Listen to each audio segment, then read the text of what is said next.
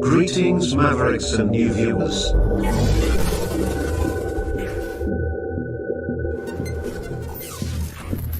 Tonight, direct and live from the Maverick News Network World Studios. This is Maverick News with Rick Walker.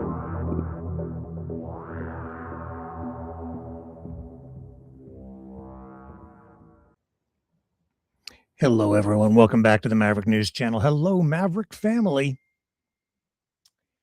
We are firing on all cylinders. All channels are active. Atomic batteries to power, turbines to speed. We have a news program for you tonight. And it's stacked.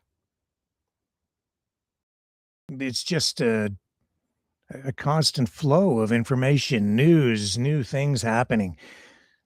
And, of course, Donald Trump driving so much of it, all of it, on the world stage.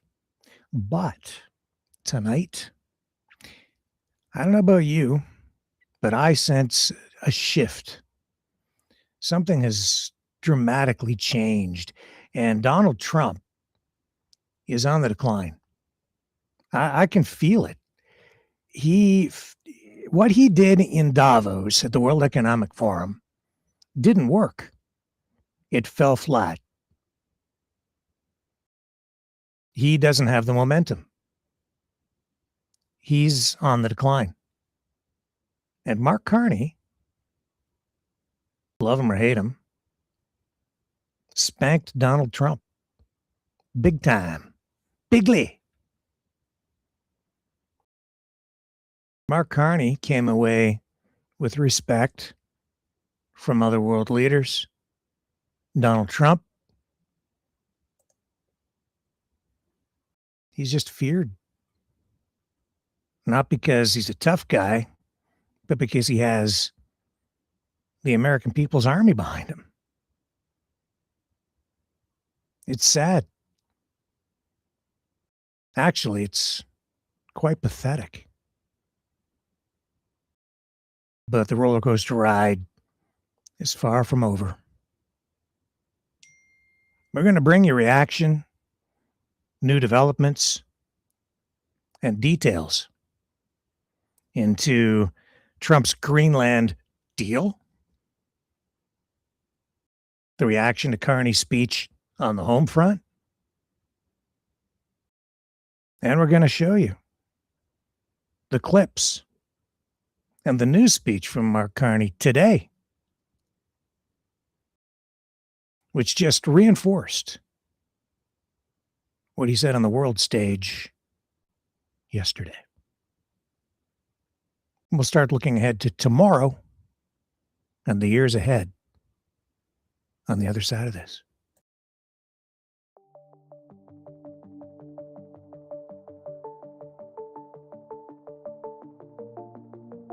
Greetings, brave Mavericks. Our quest for truth continues. We go beyond fake news. Together we expose propaganda. Together we pull others out of rabbit holes. We are Maverick thinkers. We are all unique individuals, defenders of individual rights and freedoms, credible, trusted, grounded in reality. Maverick News, Maverick News. Defending free speech, free speech. Donate at freedomreporters.com. Do it now. Tomorrow may be too late. Maverick News. The world is watching.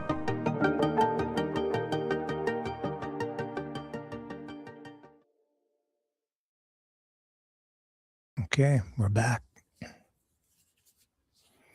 So Trump went to Davos and kind of gave a tough guy speech.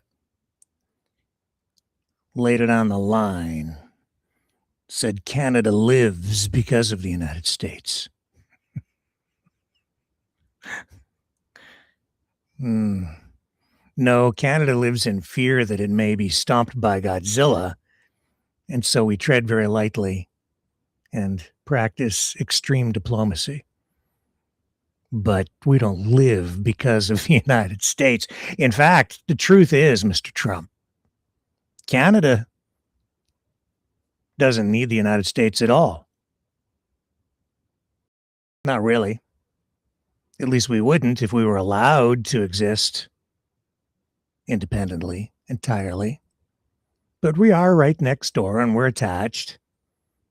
And it's mutually beneficial to work together. It always has been. But we've had our skirmishes. But we could survive and prosper without you, Mr. Trump. And that's the message that Mark Carney delivered today. But Trump went to Davos. We'll come back to that. But Trump went to Davos to secure a deal. He wants Greenland. And he stood up on that stage yesterday and he delivered a tough guy speech, laid it on the line for everybody. And he said, it's a small ask. He told other countries around the world that they should all be grateful. For what? For the United States protection. But what have we seen under the Trump administration? He's not offering protection. He's just running a protection racket. Gee, it'd be really terrible if something happened to your country. Better just give it to me. We'll protect you. Anyway, he goes to Greenland and he gets spanked. He didn't get a deal. Comes away with, as I'm looking at it today, it's not a deal. It's like a framework of a deal, maybe of something. And it certainly isn't the acquisition of Greenland. That's not what he got. He got told, man, not up front, not saying, no. No, he just got slapped with a healthy dose of reality, I think, because you can't always get what you want. But he's got to put the spin on it, a positive spin. Here he is on, I think, Air Force One, talking about the Greenland deal. Does that actually give you control of land in Greenland? Does it give U.S. control ownership of land? No audio. We're all going to work together, and actually NATO is going to be involved with us. We're going to be doing in conjunction, parts of it in conjunction with NATO. So I don't know if you can hear it. It's very low, but he says they're going to be doing it in conjunction, parts of it in conjunction with NATO. So NATO's not splitting up. They're going to work with NATO and do what they were always doing, defending the territory through mutual cooperation. This is really the way it should be. He says that's truly the way it should be. Will the U.S. own Have any expense because we're not going to have expense. But he says the United States isn't going to pay for it. They're not going to have any expense. Other than building the Golden Dome, we're going to build the Golden Dome. He says they're going to build the Golden Dome. And we'll have participation in that also. Because And they'll have participation in that also. Okay. most of the Golden Dome will have participation in that also, meaning with the expense of it. He says meaning with the expense of it. And that's like a hugely expensive project. It'll be like no other. I mean, our technology is incredible. He says our technology is incredible. Denmark signed off on this, or are they on board with this concept? Is Denmark on board with this And the question is Denmark on board with this concept? concept? I think everyone likes it. I mean, I think I'll let you know in about 2 weeks. This concept? I think everyone likes it. I mean, I think I'll let you know in about 2 weeks. I got to listen to it again. Is Denmark on board with this concept? I think everyone likes it. I mean, He says, I think everyone likes it. And then listen to this part here. I think I'll let you know in about 2 weeks. I'll let you know in about 2 weeks.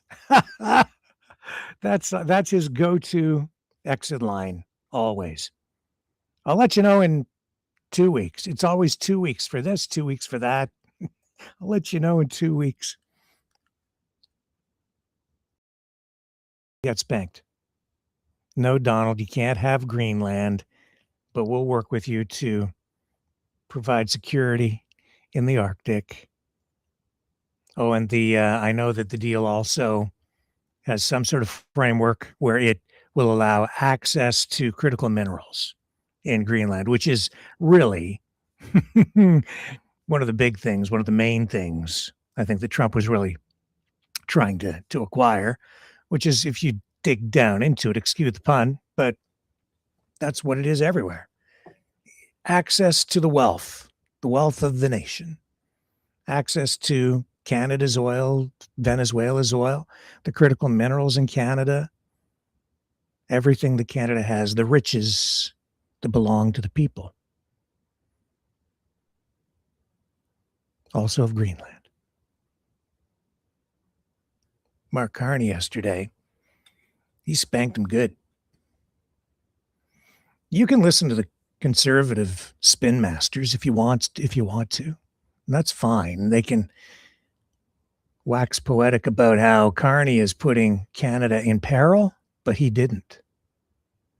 He took a stand and said there can be an alternative path, especially for medium or middle powers and the little guys in the world, the ants. My word, not his. He showed both confidence but also humility. He chose his words incredibly carefully, like with extreme care. And while he stood up to Trump yesterday, he did so in a way that was forcefully diplomatic. He gave Trump a message, and Trump didn't like it. But Trump really, honestly, yesterday, you could see that he was pissed, but didn't have a fully formed thought on how to respond, other than to say, oh, you're not very grateful. Yeah, actually, we are. We've always been grateful up here for everything that we've built together. At least I always have been, and people around me seem to be pretty much, well, with a few exceptions. Some people, all they do is complain. Sometimes it seems like that's all I do too. But not tonight. Because, yes, I've always been grateful for the United States. I've always felt like I was incredibly lucky to live in basically a free country, or as free as they come in this world, and to live next to a country that I always thought of as being free and a beacon of hope to the rest of the world. How lucky was I? And for the prosperity that came with living in this land of abundance next to another country that was the land of abundance and prosperity. Yeah, we've been very, very fortunate to come through the history that we've had on this continent and to emerge in the way that we have, with the United States as the world's leading power and Canada as a country of sober second thought, and sometimes refuge and amnesty for those seeking protection from Godzilla.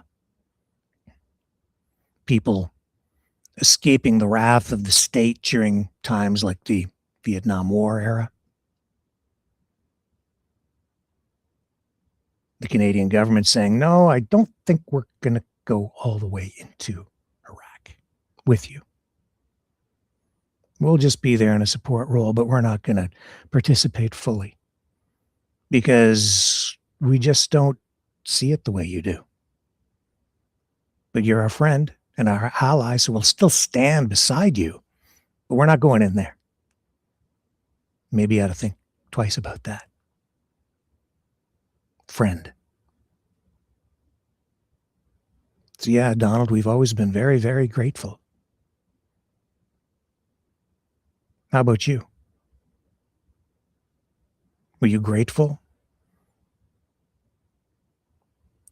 during the Iran hostage crisis when Canada came to help? Got Americans out? Were you grateful? Were you grateful during 9/11? When Americans were welcomed into Gander, Newfoundland, with wide open arms and into people's homes in a time of extreme need, uncertainty, and fear? Of course they did.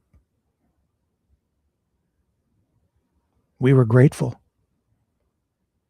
And we showed our gratitude and our love by, and I shouldn't say we, I'd say the people of Gander, Newfoundland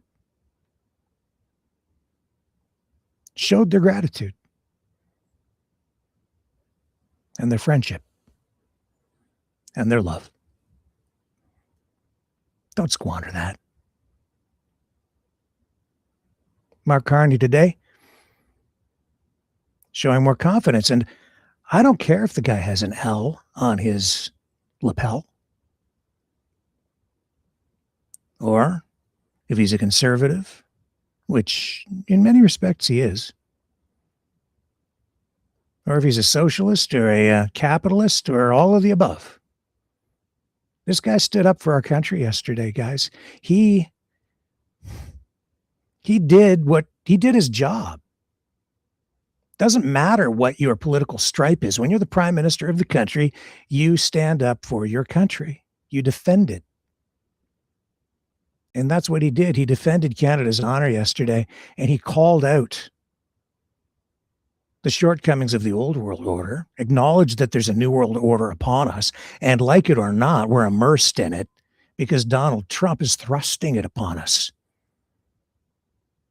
And I sit here and I watch these other streamers who are entirely partisan, ripping Carney and making excuses for Trump, pointing the finger of blame where it does not belong in this time of disruption. It's sad. Blinded by their partisan bigotry, the money, I don't know. In a time of war, you pull together. You come together. After 9/11, I'd never seen the United States so unified. The parties, the politics, it evaporated. It was just the American people together for a very short time, unified in a way I'd never seen in my lifetime. Now is such a time. Because we are at war, not a war of our choosing, a war thrust upon us by a maniac in the White House who is power mad, who's gone insane, who has been corrupted by absolute power. Or so he thinks. Carney spanked him yesterday with a speech that was steeped in philosophy that Donald Trump, I'm certain, did not recognize because he just isn't smart enough or educated enough. And in wisdom.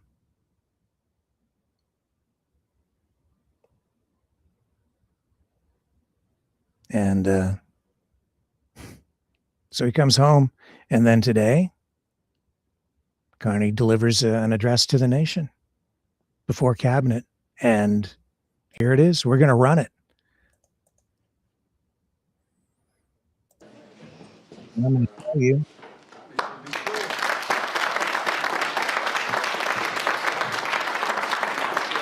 A historic moment for Canada. Salut, ça fait longtemps. Merci. Alors, bonjour. Mes chers amis, chers collègues, mesdames et messieurs, cet endroit est chargé de souvenirs. Au XVIIIe siècle, deux armées se sont affrontées ici dans une bataille qui a changé à jamais le cours de l'histoire de ce continent. Lorsque la fumée s'est dissipée, les deux commandants, Wolfe et Montcalm, gisaient mourants, leur destin lié même dans la mort. la Nouvelle-France était tombée. L'Amérique du Nord I'm britannique going to let the était née. French run. Il aurait été facile, voire prévisible, d'en rester là. Le scénario habituel de la conquête. Les vaincus sont assimilés, le langue supprimée, le foi interdite, le loi remplacée. C'est ce que les conquérants ont fait pendant des millénaires. De la grande déportation des Acadiens, en passant par le rapport de Rame suite à la rébellion des Patriotes, certains ont cherché à imposer ce modèle, l'assimilation, la logique habituelle de la conquête. English coming up. Mais finalement, ce n'est pas la voie que le Canada a choisie. Et pourquoi? D'abord, grâce à la résilience des francophones. Une résilience parfois silencieuse, souvent combative, mais toujours déterminée à préserver une langue, une culture et une identité. Ensuite, par pragmatisme. Les autorités britanniques ont rapidement compris qu'on ne gouverne pas durablement 70 000 habitants contre leur volonté. Surtout avec des colonies américaines instables au sud. Ainsi, tout au long de l'histoire de notre pays, des décisions ont été prises pour construire quelque chose de différent ici, ensemble. As the philosopher king. Cela n'a pas toujours été une ligne droite. What Carney has Les done in the last progrès few ont days été réalisés à travers des laid tensions, the seeds des for what could compromis grow et into a parfois des legacy échecs. for him Mais à as a plusieurs reprises, le as the Canada a pragmatic choisi philosopher. une voie différente. And from that choice, initially practical, even self-interested, something remarkable emerged. Not a myth, not a miracle, but a growing commitment that coexistence could make us stronger, that we can build an identity which not only respects our differences, but also celebrates them. Un projet audacieux que deux peuples récemment ennemis, parlant des langues différentes, pratiquant des religions différentes, vivant sous des traditions juridiques différentes, puissent partager un même pays and build it together.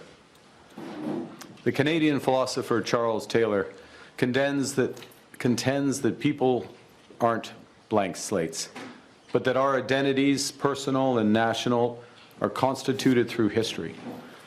In his words, the past is sedimented in the present, and our choices are shaped by what came before. Our country was built on the bedrock of three peoples: Indigenous, French, and British.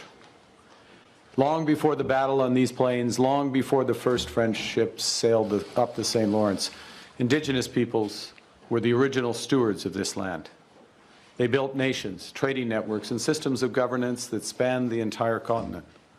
The Haudenosaunee, the Anishinaabe, the Wendat, and the Innu shaped this land and were shaped by it. Then the French came. They built a new society adapted to the realities of North America, shaped by the river and forest, by trade with indigenous nations, and by the determination to survive and flourish in this land. When the British came, that civilization did not disappear. It endured, and now it thrives. La Confédération est née de cette histoire. L'une de ses pères fondateurs, José-Étienne Cartier, a déclaré à l'époque que les Canadiens et Canadiennes étaient des races différentes, non pas se faire la guerre, mais afin de travailler conjointement à leur propre bien-être, qui vivent les uns à côté des autres comme de grandes familles. Ce pacte a été renouvelé lorsque Wilfrid Laurier a gouverné un pays qui avait autrefois conquis son peuple. Il a été renouvelé avec l'avènement du bilinguisme officiel. il a été renouvelé lorsque les Québécois ont choisi, à 2 reprises, de rester au sein du Canada, estimant que ce partenariat, malgré toutes ses frustrations, méritait non seulement d'être préservé, mais aussi d'être renforcé. Les plans d'Abraham symbolisent un champ de bataille, oui, mais ils symbolisent aussi le lieu où le Canada a commencé à faire le choix historique de privilégier l'adaptation plutôt que l'assimilation, ou le partenariat plutôt que la domination, ou la collaboration plutôt que la division. Oui, cette fondation était imparfaite. Elle excluait trop de gens. Elle reposait en partie sur la dépossession de peuples autochtones et sur la violation des traités conclus avec eux. Mais cette fondation reposait sur l'idée fondamentale que l'unité ne passe pas nécessairement par l'uniformité, que nous pouvons partager un pays sans nous conformer à une identité unique, que nos différences reconnues honnêtement et gérées dans le respect sont une source de force. Ce choix résonne à travers notre histoire. Il résonne dans les choix faits par les nouveaux arrivants venus de 4 coins du monde pour s'établir au Canada. Il résonne dans les choix faits par chaque génération déterminée à continuer à bâtir, non pas sur le sein ou sur la terre, mais sur quelque chose de plus exigeant et de plus durable, un engagement commun à vivre ensemble, à accepter les différences et à rechercher le bien commun. Et grâce à chacun de ces choix, le Canada est devenu plus riche, plus inclusif et plus équitable. What makes Canada a great country? It's a great country for everyone. It's the greatest country in the world to be a regular person. You don't have to be born rich or to a landed family here. You don't have to be a certain color or worship a certain God. Canadians believe in the value of every other Canadian, their boundless potential to make this great country even better. Our ancestors, despite their differences, believed in each other and in us. Now, there are long periods of history where these values can prosper unchallenged. Ours is not one of them. Our values must be fought for. That's what we are doing. That's what Canadians want. Canadians are up for it. Our history traces an arc of broadening inclusion from biculturalism to multiculturalism, from being British subjects to becoming Canadian citizens, from being 2 founding peoples to being many peoples living in true partnership with Indigenous peoples. From William Lyon Mackenzie King's social citizenship to Louis Saint Laurent's liberal internationalism, from Diefenbaker's One Canada to Pierre Elliott Trudeau's Charter of Rights and Freedoms, Brian Mulroney's environmentalism to Justin Trudeau's pluralism and reconciliation. Each generation of Canadians has built a modern, progressive, liberal state that embraces the values of caring and sharing, of equity and fairness for all. Institutions make up the body of that progressive state, but our values are at its heart. Institutions from the civil code to public health care, from modern self-government agreements to Parliament's recognition of the Quebec people as a nation. Values of inclusivity, fairness, solidarity, sustainability, and ambition. Canadians are inclusive. We know our country is stronger when everyone belongs, when newcomers are welcome, when minorities are protected, when Indigenous peoples are true partners. That commitment to inclusion was institutionalized, first in the Bill of Rights and then embedded in the Charter of Rights and Freedoms. It was manifest in our adoption of multiculturalism, first as policy and then as law.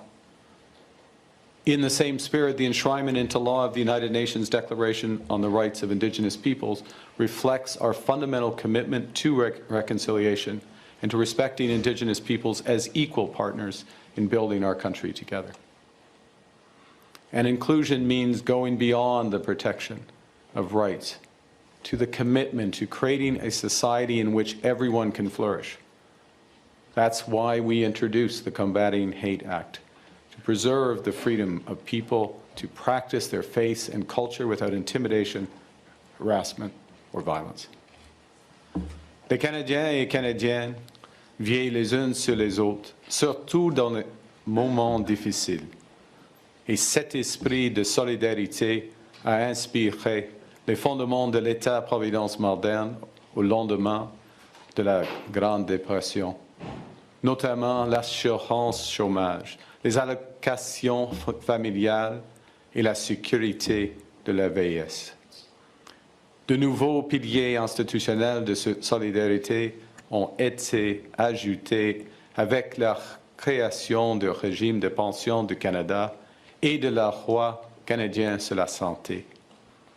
Je suis fier, vous êtes fiers, que nous ayons élargi ces fondements au cours des dernières années avec le régime national de soins dentaires, les services de garde d'enfants, le plan d'assurance médicaments et le programme national d'alimentation scolaire. Au Canada, c'est lorsque nous sommes unis que nous sommes les plus forts, lorsque nous veillons les uns sur les autres et que nous veillons à ce qu'aucun enfant, aucune famille, personne ne soit laissé pour compte. Cet esprit de solidarité et de générosité contribue à définir notre identité en tant que nation. Canadians believe that fairness includes equality of opportunity, so that every Canadian has a shot at a good and fulfilling life. And the foundation of this commitment is access of every Canadian to comparable public services, particularly education and healthcare. These commitments were institutionalized when equalization was first introduced in 1950 and then embedded in our Constitution in 1982. And by protecting services like childcare, dental care, pharmacare, we strengthen the sense of security that Canadians rely on every day. A strong and united Canada stands up for families and workers and protects those who are most vulnerable, whether they're a newcomer, a person with a disability, or a member of the two-spirited LGBTQI+ community. Now, friends, the advent of artificial intelligence will simultaneously challenge fairness, inclusion, and solidarity, while it creates enormous opportunities for how we live, work, and play. And these tensions can only be reconciled if AI works for all. AI can provide powerful solutions, better healthcare, better education, better government services. It can empower Canadians with new skills for more fulfilling jobs. But realizing that potential will require fundamental reforms to our education system, how we do skills training, and to our social welfare system. Our upcoming AI for All strategy will begin to tackle these challenges to maximize the potential of AI for all Canadians. Le développement durable assure l'équité entre les générations. Les Canadiens et Canadiennes sont les gardiens d'un territoire vaste et précieux. Nous avons pris des mesures pour protéger au moyen de traités internationaux comme le traité. I'm going to come back to him saying it's a little state because I know that some people's heads are blowing up over that.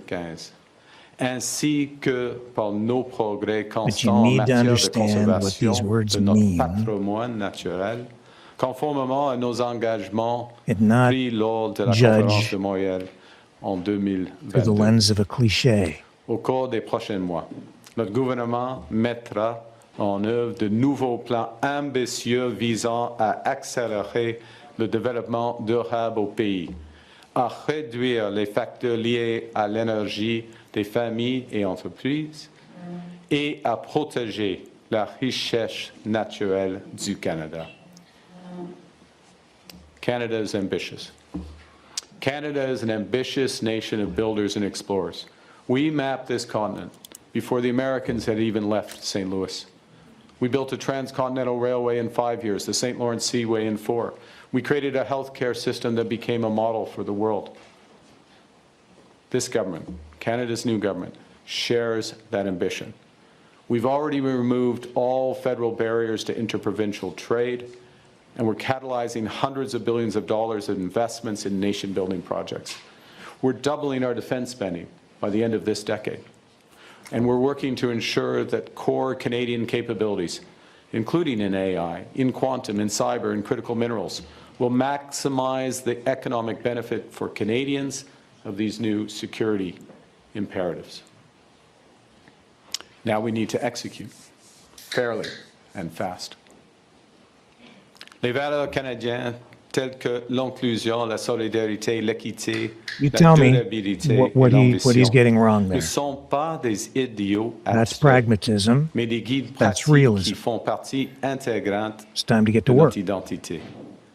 Notre tâche est de nous en inspirer pour continuer à bâtir en ces temps révolutionnaires. Dans des moments comme ceux-ci, le Canada doit assumer 2 rôles à la fois. Premièrement, il doit être une bastion de sécurité et de prospérité pour nos citoyens.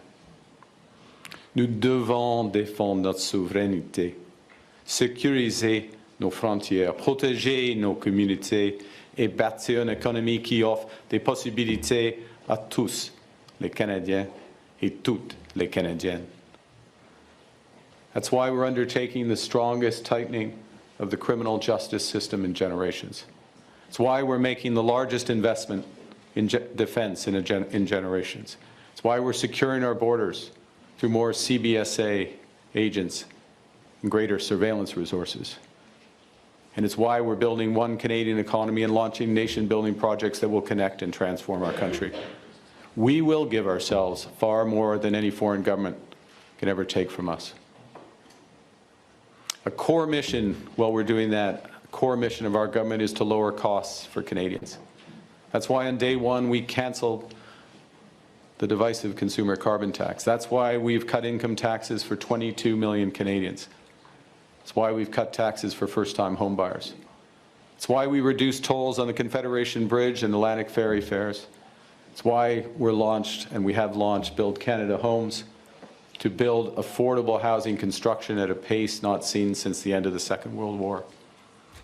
This past fall, we launched the automatic federal benefits for up to 5.5 million low-income Canadians to ensure that our most vulnerable get the money to which they are entitled.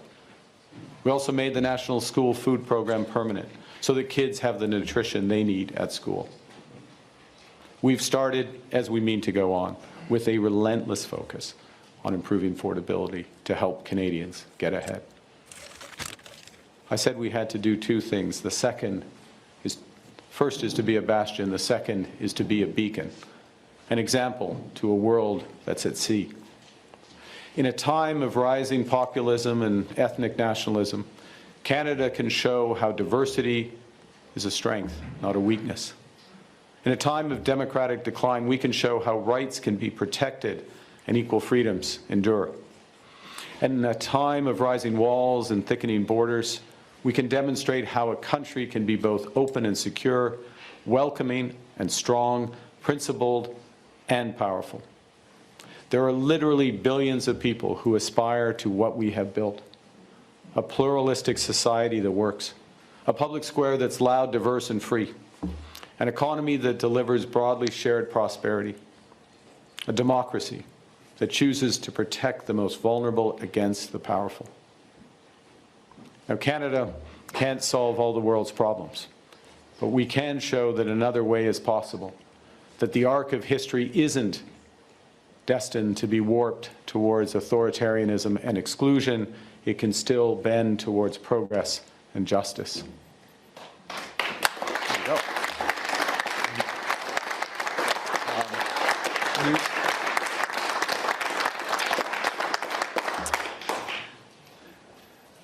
Nous ne faisons aucune illusion. Le monde est de plus en plus dangereux et divisé. Les anciennes alliances sont en train d'être redéfinies et, dans certains cas, rompues. Dans cette nouvelle ère, le leadership du Canada se définira non seulement par la force de nos valeurs, mais aussi par la valeur de notre force. Nous procédons au plus important renforcement de nos capacités militaires et sécurité depuis la Seconde Guerre mondiale. Nous disposons des ressources dont le monde a besoin. Nous avons les talents nécessaires pour transformer ce potentiel en croissance. Et nous avons l'ambition de relever les défis de cette nouvelle ère. Nous consolidons notre force à l'intérieur de nos frontières et renforçons notre résilience en diversifiant nos partenariats à l'étranger grâce à une approche polyvalente qui défend nos valeurs et qui fait progresser nos intérêts. So let me return to where I began, where Canada began. 267 years ago, this ground was soaked with blood. Two empires had collided, one had prevailed, and the question was, what will come next? The answer that emerged slowly, imperfectly, not without struggle, but unmistakably, was cooperation, partnership, a shared future. That response was not inevitable. That response was chosen. Chosen by British administrators who eventually saw the wisdom of cooperation.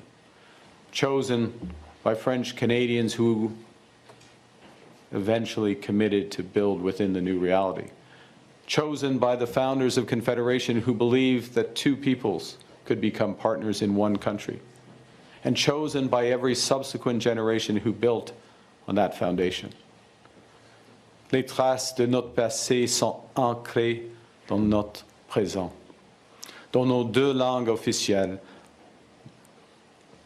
dans notre système fédéral, dans notre compréhension grandissante de la notion d'appartenance. Nous sommes désormais les gardiens de cet héritage. Et il est de notre responsabilité de la faire fructifier puisque nous avons la chance de le faire. In this time of great consequence, we are choosing. We are choosing to work together to build one Canadian economy. We've made great progress over the past year. Now we have to redouble our efforts with the provinces and territories. We're choosing to find new markets and develop new partnerships. We've announced a dozen new economic and security partnerships across 4 continents in the last 6 months. More will come, all will deepen. We choose to build in solidarity with Canadian workers, creating hundreds of thousands of good-paying union jobs and investing in apprenticeships and skills training so that young Canadians can have the careers of tomorrow. On choisit de bâtir avec des ressources canadiennes, à l'aide de travailleurs de technologie et de matériaux canadiens. Nous serons nos meilleurs clients. De bâtir de manière durable, parce que nous savons que lutter contre les changements climatiques est à la fois un devoir moral et un impératif économique. We're choosing to build inclusively, in full partnership with Indigenous peoples, inclusively to ensure that AI benefits all Canadians, to respect diversity, to accept others, and to combat hate so that every Canadian feels free to be themselves and can thrive in the greatest country on earth. When we live our values, we grow as individuals and we build as a people. When we're kind, kindness grows. When we're united, unity grows. When we're Canadian, inclusive, fair, ambitious, Canada grows.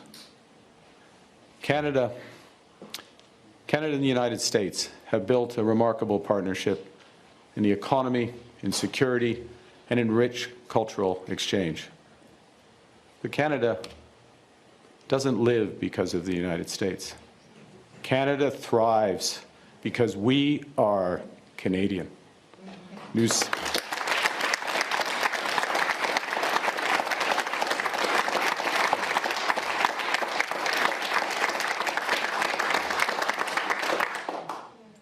Nous sommes maîtres chez nous. C'est notre pays. C'est notre avenir. Le choix nous appartient. We choose to build a bright future worthy of the ground on which we stand. We choose Canada. Thank you very much. Merci beaucoup.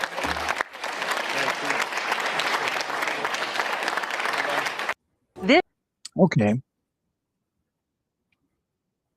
So that was a lot. And I made notes. Can you read those? First, liberal. Okay. Calm down. Canada is a liberal democracy.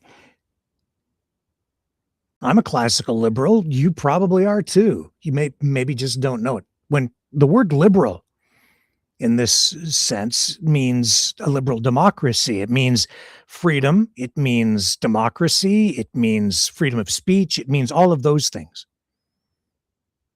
It means free markets, or sort of free, right? But those are the things that form the foundation. It means the rule of law.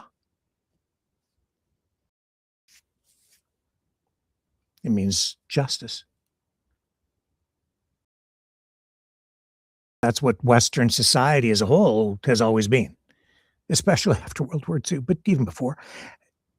That's a liberal democracy. And there is classical liberalism. And within that classical liberal tent, you have conservatives, you have like true conservatives, and you have liberals from like the Liberal Party, who's, socialists, some socialists. You have people of varying political stripes. What you really don't have, and they may be living among you or among us, but they're not in power. And that's the fascists, the communists, the authoritarians, and whatever other political flavor might be out there that is authoritarian. If they get power, they destroy classical liberalism, which encompasses conservatism, true conservatism. What you have out there right now is these fake conservatives who are nothing of the sort. So if you're among them, you are misguided. They're lying to you. They are not conservatives. That's why some people refer to them as far right, or, they're not conservatives. That's not conservative doesn't mean being a shithead, dickhead, being able to swear whenever you want, never apologizing for anything, saying F you, not caring about people, taking over other people's countries. No, there's another word for that. Couple of words will describe that, but mostly that kind of behavior. Yeah, I'm sorry, but you're a freaking fascist. Like not even an economic fascist, although that's part of it. Fascists are just dicks. Conservatives, that doesn't mean that's not conservatism. Conservatism means conserving what is good, conserving, like a conservationist, conserving, protecting your woodlands, your wildlife, your farmland, conserving it, because that's a good thing to preserve, to manage, and to fix the things that aren't working well, but are still worth keeping, because you can fix them up and keep using them, massage them a little bit, improve upon them, make things better. And then identifying the things that don't work at all, like fascism and other authoritarian political ideologies and saying, no, you got to stay way over there, man. I know we can't like ever totally get rid of you because these are ideas and you can never destroy them, but it doesn't work. So please just stay over there. You can be a dickhead if you want to be. It's a free country because we're a liberal democracy, but stay the hell over there. That's what Carney is talking about here. It's not the big L liberal brand. That's a party. And within a political party, the Overton window can shift. You can one day be, as the Liberal Party, shift your party platform to the right or to the left, be more conservative or more socialist. And the Liberal Party has moved over the years to the left, to the right, to the center, to the left, to the right. And they're always battling for, whatever position on the political spectrum they need to occupy, these parties, in order to win an election.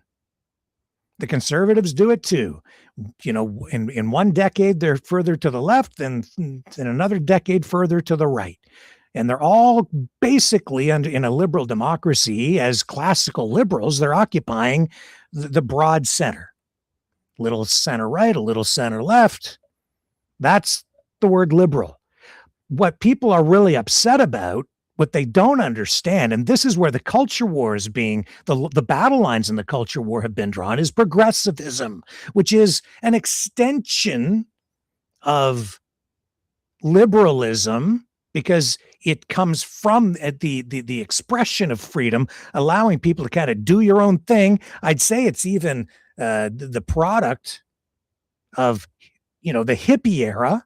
If it feels good, do it. And that's an affront to people who are evangelical Christians or maybe more so just more authoritarian or more rigid Christian traditions.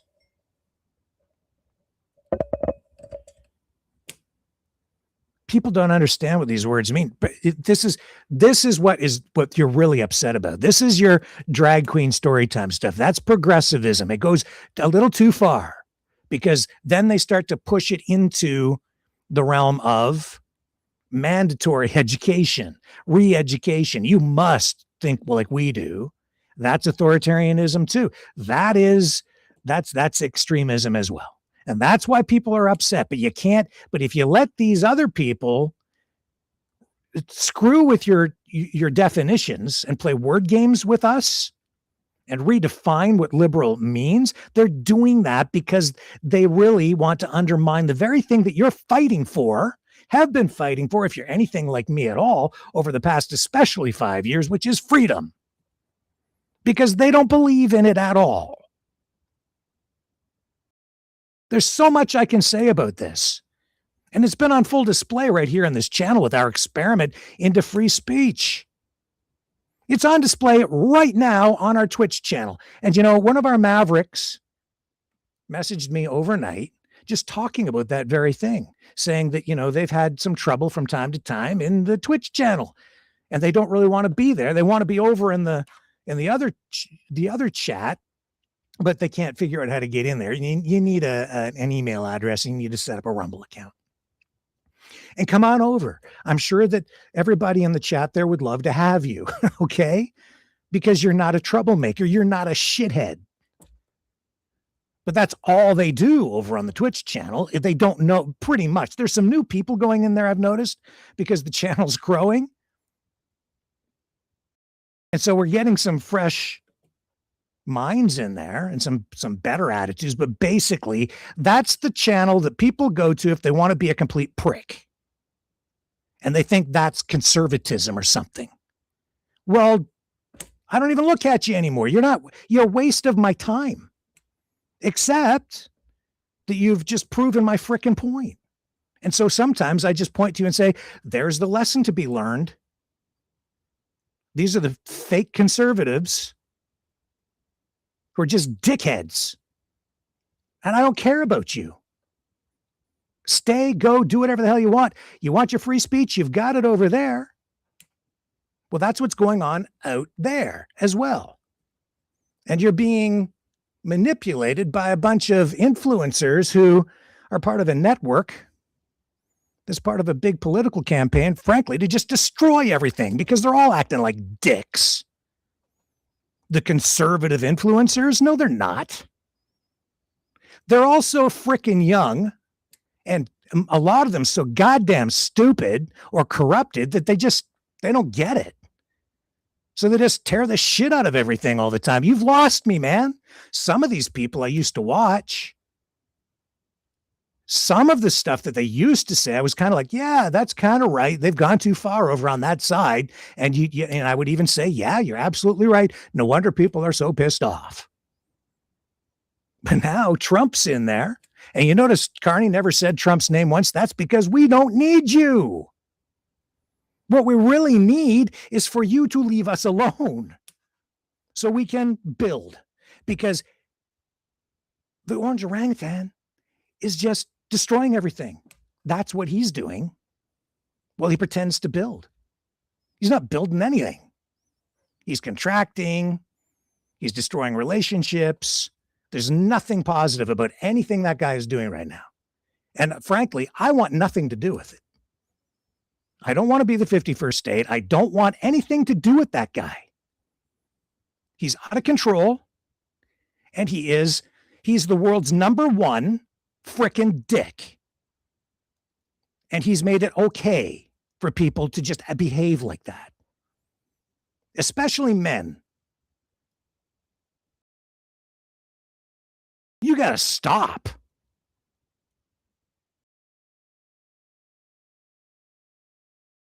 This is dangerous.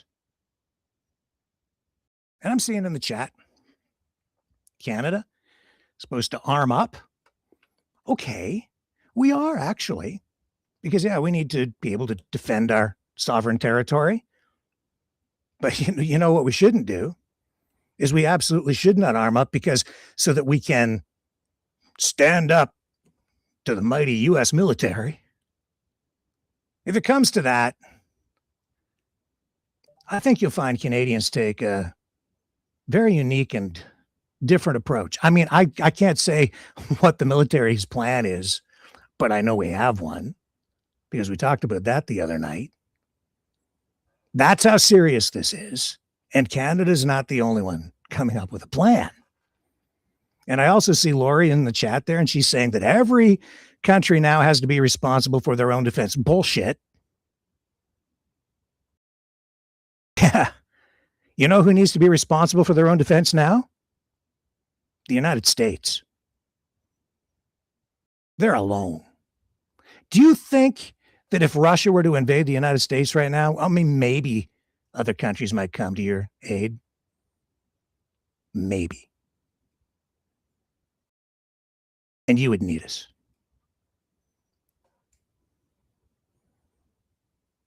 And we love you. But this is ridiculous and stupid. Canada leads now. Not because we have the most powerful military in the world, but because we have made a moral choice. And Mark Carney yesterday, I don't give a crap what political stripe that guy wears. He stood up to Godzilla. And the world applauded. Especially the little guys.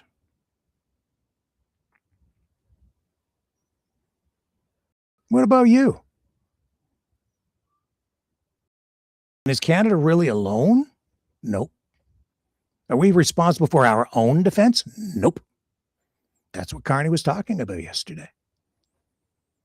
Working together cooperatively. What's going on in Greenland right now? Why do you think Trump backed down? He didn't get his deal on Greenland because NATO countries have sent troops to Greenland.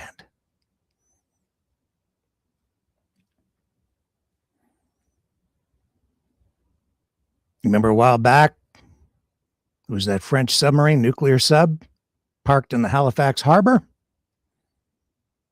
What do you think that really was? That wasn't a random thing. I got a little bit of media attention. That was sending a message. The message is Canada's not alone. See? So yeah, we should build up our military in a responsible way to cooperate with other countries so that we have a deterrent so that we're a prickly porcupine that's just too painful to eat. But we don't need to be baby Godzilla. I don't want to be baby Godzilla. I don't want to bend the knee to Donald Trump. No knee pads needed over here.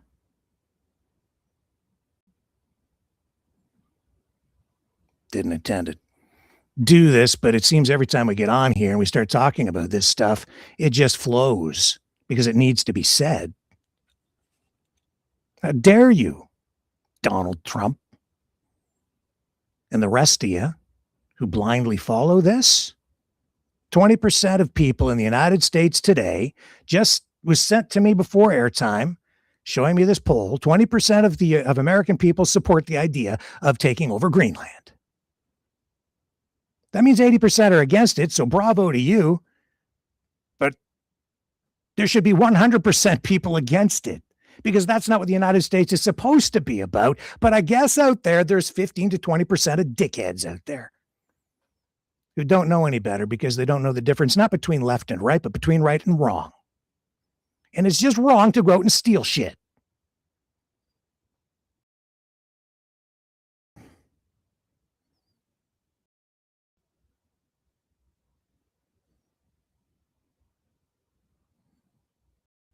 No, I'm not following that. Apparently, Mark Carney's not either. Thank God.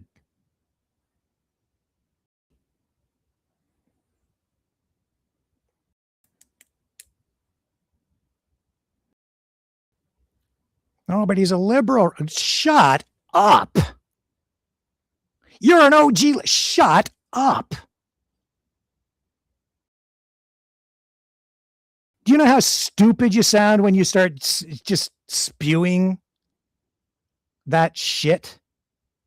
You're an OG lib. Yeah, okay, David. Like, seriously, shut up. Come back when you have something intelligent to say.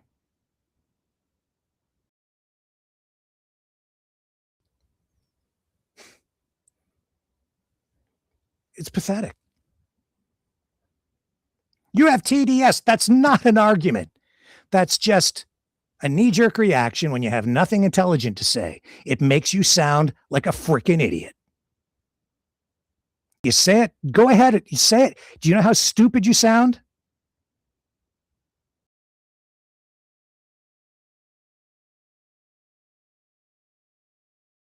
You're better than that. We're all better than that. Come back over here, man. Over there, idiots. Oh, the Georgie liberal. TDS. Shut up. Go away. Not participating. Do I want some of these things that have went too far? No, I don't want those things. We can deal with that. Do I want to go to war over it? No. Because we can fix it other ways. And if the United States wants to invade us, you'll find out we're not alone. No, not this country. Why do you think the MAGA types, the MAGA maniacs, have been gone so long, and all these sovereign citizens, we got to decouple from the UK. Get rid of the king. You attack Canada, you're not just attacking Canada, you're still attacking the Commonwealth. You're attacking Britain, you're attacking NATO. You attack us, man. You're attacking a whole family of countries. And you're attacking your own relatives. So shut the F up. Because it's pathetic and unnecessary. And that petulant child in the White House, that man boy, needs a good spanking. Another one. And he's going to get it. He needs to get slapped upside the head with some common sense. Because he's just stupid. Or maybe he is suffering from mental decline. Because what happened in Davos yesterday, that wasn't a win. That was a display of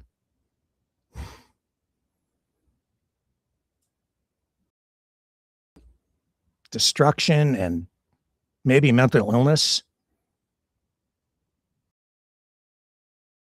The guy wants to take over Greenland and doesn't know the difference between Greenland and Iceland.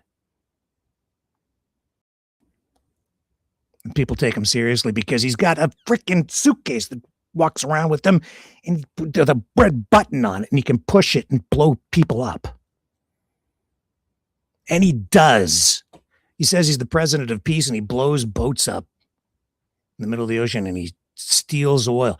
And then our friend, came on here the other night, and he's talking about how wonderful it is down in Texas. Okay. How much prosperity they're going to have. Yeah. Where's all that money that I saw dripping off the walls of the mega church that you were touring on your video channel? Where's all that money coming from, man? We're talking about dirty money, right? Where's all the prosperity going to be coming from down there in Texas in the months and years? What do you think is going on? They're refining stolen frickin' oil from Venezuela.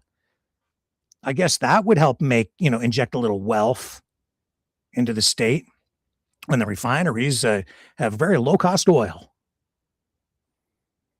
Plenty of cash go around. Ill-gotten gains. Oh, they keep the ships too.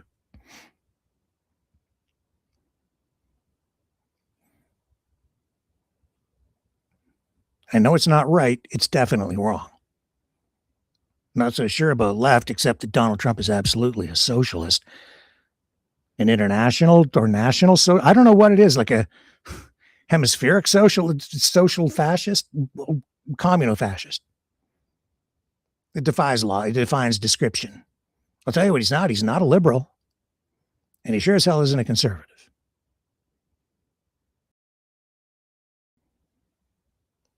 Carney, more conservative than Poilievre. Poilievre today, in typical fashion, because what else is he going to say? Carney has taken the middle ground from even the conservative ground from Poilievre, from the Conservative Party. He's still out there trying to find his footing. He doesn't know what to do or what to really say because Carney's getting it done, man. But Poilievre today comes out and says, well, we can't just be talking about these things. We have to do things. Dude, the guy went to China, came back with $1 trillion deal, and he's bringing 49,000 Chinese cars here, which people are flipping out about because, I know that China is a security risk. So is every other country. China's a unique security risk because, I don't really think it would be wise to let them control our cell phone infrastructure. Probably not wise, so don't do that. Will these Chinese cars spy on you? To a degree. But safeguards are going to be built into it. And every electric car, smart car, digitized device spies on you, Doug Ford. So stop being quite so paranoid. Your phone is spying on you right now. And that's not the Chinese. Well, maybe it isn't part, but it's the United States, man. And Canada, our government too. They're all doing it. So it doesn't matter where the cars come from. Imagine this, though. I'm going to,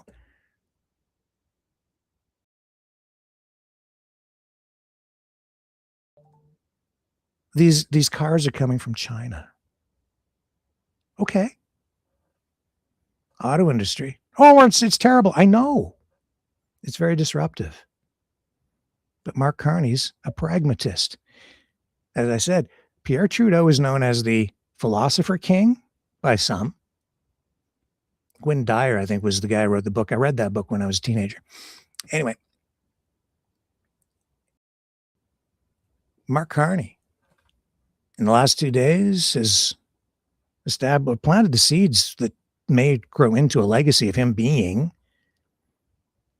the pragmatic philosopher, dealing in realism.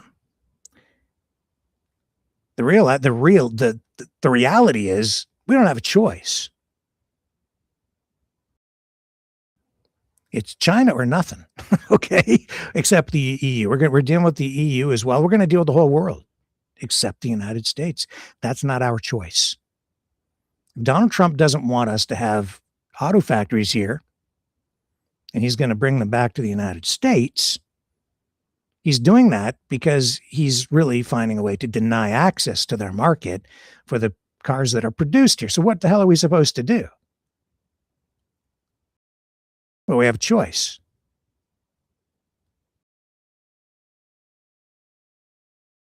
In order to keep those auto jobs alive, the Canadian government could subsidize the industry. And they could take tax dollars and subsidize the wages of the auto workers and the production of the cars, and essentially pump money into the production of those vehicles to lower the cost, to compensate for the tariffs that Trump puts on. But who knows? It's this amount today, that amount tomorrow. It wouldn't matter how much money the government could pump so much money in Canada that the cost of those cars would be $0 on the open market, artificially low, and then we could dump them into the United States simply for the cost of the tariff to the consumer on the U.S. side. That wouldn't solve the problem, because Trump would just increase the tariff more.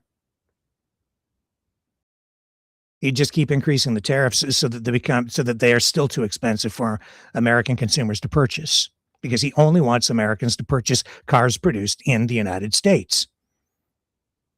But you know what? Donald Trump is the one who should be very afraid of what Mark Carney did in China, not the Canadian auto industry. That's disruptive and it's a concern, but it's actually a new opportunity. But on the U.S. side, what Carney just did with that deal is a big freaking problem for the United States. I'll tell you why. The United States can't compete. The United States has become a protectionist nation with a controlled state, centrally planned economy, with the entire economy, like on every level now, controlled through tariffs, which is a tax on the people, because everything coming into the country, every imported good, faces tariffs. And they have to be paid at the border, and those costs are passed on to the consumers of the United States.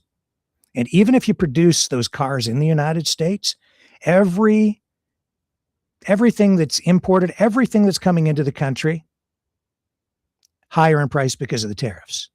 And the money collected, all the money he's talking about, these trillions of dollars, none of that money is going back to the people. All that money is going into the government coffers.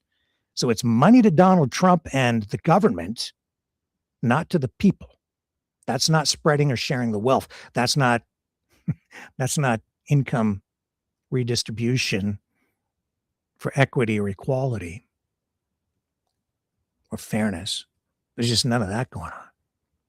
He's using it for governmental purposes. Anyway, the auto industry there can't compete on price. So they close the market off and they just sell to themselves. So you'll have very, very few imported, if any imported vehicles coming into the United States.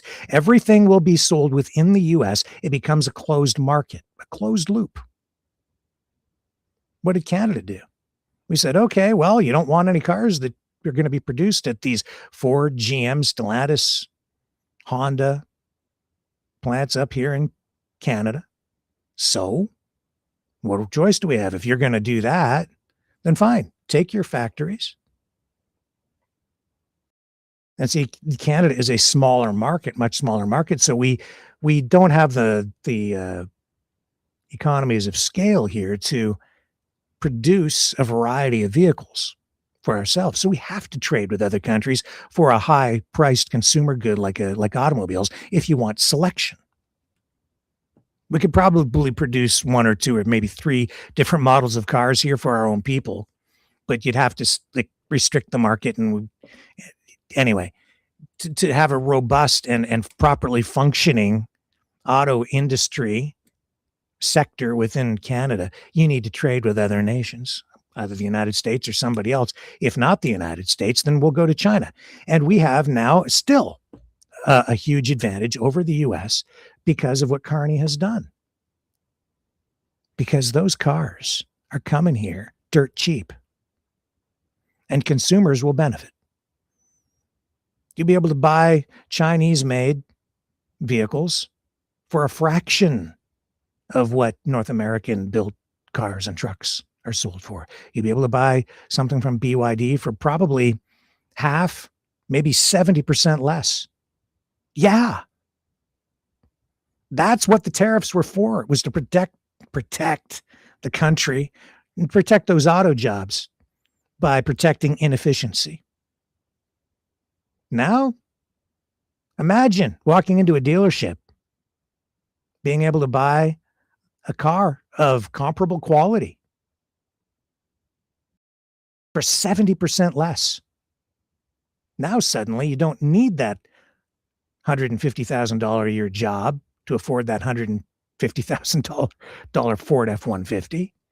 You can buy something even if you're working at Wendy's. So on paper, the GDP might look different, but the quality of life, which is another index of economic performance, improves for everyone. Suddenly, it's the Model T days again. A car for the people. Or cars for the people and trucks for the people. Lots of them. Selection. Not only that, the auto dealers that pick those cars up, they stay in business now. On the retail side, so you've got that end of the auto industry. The car shows that I used to be involved with, like the new car shows, maybe they'll come back because now there's competition and lots of different car dealers and different models and various companies from all over the world. Now you have a retail sector and a growing industry again. And they're already talking about having Canada build the first Chinese technology vehicles here in Canada. And that wouldn't necessarily be a bad thing. And yeah, those vehicles, they're going to be smart. They'll be digital, and they will track you to keep track of the miles you drive, where you're going, maintenance things, and there will be regulations if we handle all of that stuff properly. It doesn't necessarily mean that they're going to stuff you into a 15-minute city in a 2-minute garage or whatever the hell that is. On the contrary, if that was their goal, they wouldn't be bringing Chinese cars here because they would want to keep you locked up in your little 15-minute city, not give you any kind of mobility or freedom. So it's just change, man. And change is hard. And Donald Trump should be very worried because, well, you're buying your car for 70% less. All the people in the United States are going to still be paying. It won't be $150,000. It'll be $200,000 for that Ford F-150 because the tariffs are protecting the inefficiencies. And when tariffs are used in that fashion, the companies that are protected have no incentive to get better. All they do is work around the regulations and do whatever they have to do to survive that way. And if tariffs mean that there's less competition, then they increase the price because less competition means less competition. Less competition means higher prices. And they'll take advantage of it and they'll milk it. History has proven that. But Donald Trump is an economic moron. That's what's happening. And so he should be very, very worried because here's the other wrinkle in it all for Mr. Trump. It means the Canadians are not going to be buying any of those goddamn cars that you think you're going to be building in the United States. You're destroying this market for your products, which means you're going to be producing less. You're only going to be producing for yourselves, producing cars in an automotive echo chamber. Yeah, it's viable because the market's large enough, but they're not going to be the cheapest and they're not going to be the best because you ain't on the world market and your market's going to be much smaller because what you're doing is dumb. Mr. Trump. So yeah, Canada is ambitious. And well, it's disruptive and it's scary as hell. We're going to get her done. And I wish we were doing it with the U.S. And maybe we still can. It's not too late. You got to stop beating us with your great big tariff stick, man. And everybody else, too. Oh, what's Carney want to do? He's so evil. He wants to feed kids breakfast at school. What a bastard he is. Oh, what's that conservative's name? Jamal Giovanni? He's trying to make a big issue out of that, eh? Okay, whatever, man. I'm not a big fan of, too much government intervention, but if that's the worst you've got, I can live with it, right? Because the reality is some parents are just shitty parents. And even if they have the money, sometimes their kids go to school hungry because they just don't, maybe they're too busy working their asses off, or they're too focused on, I don't know, their hangover. I don't know. All kinds of social problems out there. So, okay, feed the kids. How bad is that? I don't know. It's going to a communist hellhole because Carney wants to feed children at school. Shut up.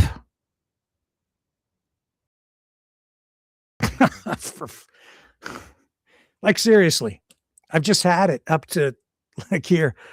I don't even want to listen to myself from like a few years ago, okay? Because I would tell myself to shut up. I know I would. Back then, it was a little bit different because it was like the perspective was somewhat different, right? It was like I was just trying to move the needle a little this way, not way over there. So that you destroy everything, man. I was trying to make things, just nudging it. Just, no, don't do that. Move it over here a little bit. Let's help the parents get more money with better jobs so they don't, And now the one thing that Carney said, I'm sure that in that one speech that is blowing up everybody's head, just diversity is our strength. It's a catchphrase. I wish he wouldn't say it, but he did. He means it. But I don't agree. I think it's not our strength yet. It's our challenge, and we still have to find a way to make it work, because over there you've got one group and over there you got another group, and these people are extreme and those people hate those people. And yeah, so it's always going to be a challenge, but it can be a strength at the same time, because more than one thing can be true at the same time. And it can be a strength. I mean, if you have a intelligence service and you need to put a spy in someplace overseas, and somebody, and you have somebody in your spy agency who speaks that language and they're loyal to the cause, then they're a great person to put in there because they'll blend right in. You take somebody like me and you send me to, I don't know, Iran. Okay, I'm here. I'll dress up like somebody from Iran, and I'm like, I don't think I'm going to fit. Who's that guy? Yeah, I want some of those guys on our side. And we do have a bunch of them on our side. Just saying. I'm not afraid of it. No, those Muslims. Yeah, my Muslim friend from 2 doors down brought me goat. Oh, here's Rick. And his wife came over and like, hello, we brought you goat. I'm like, okay, thank you.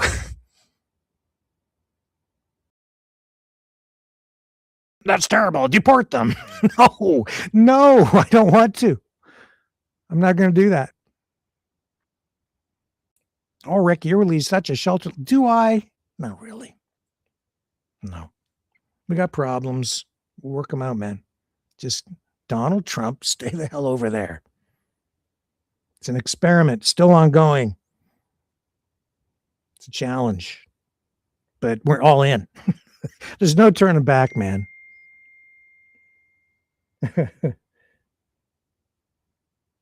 Yeah. Somebody's mentioned that kids were being fed at school long before Carney came out. That's true. Like, it's true. Like, those breakfast school programs been happening here for quite a long time. Not everywhere. Depends on the community. And they happen in the United States too. No, it's a communist hellhole.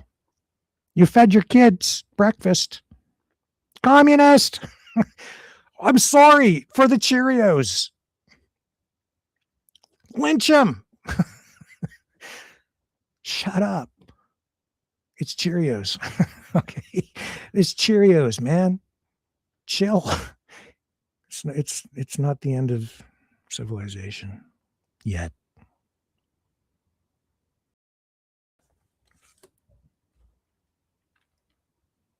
Yeah. Bloody hell.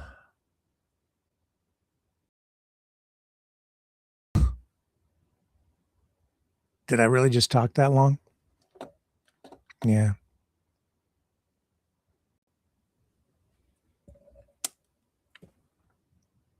I had clips of Gavin Newsom lined up.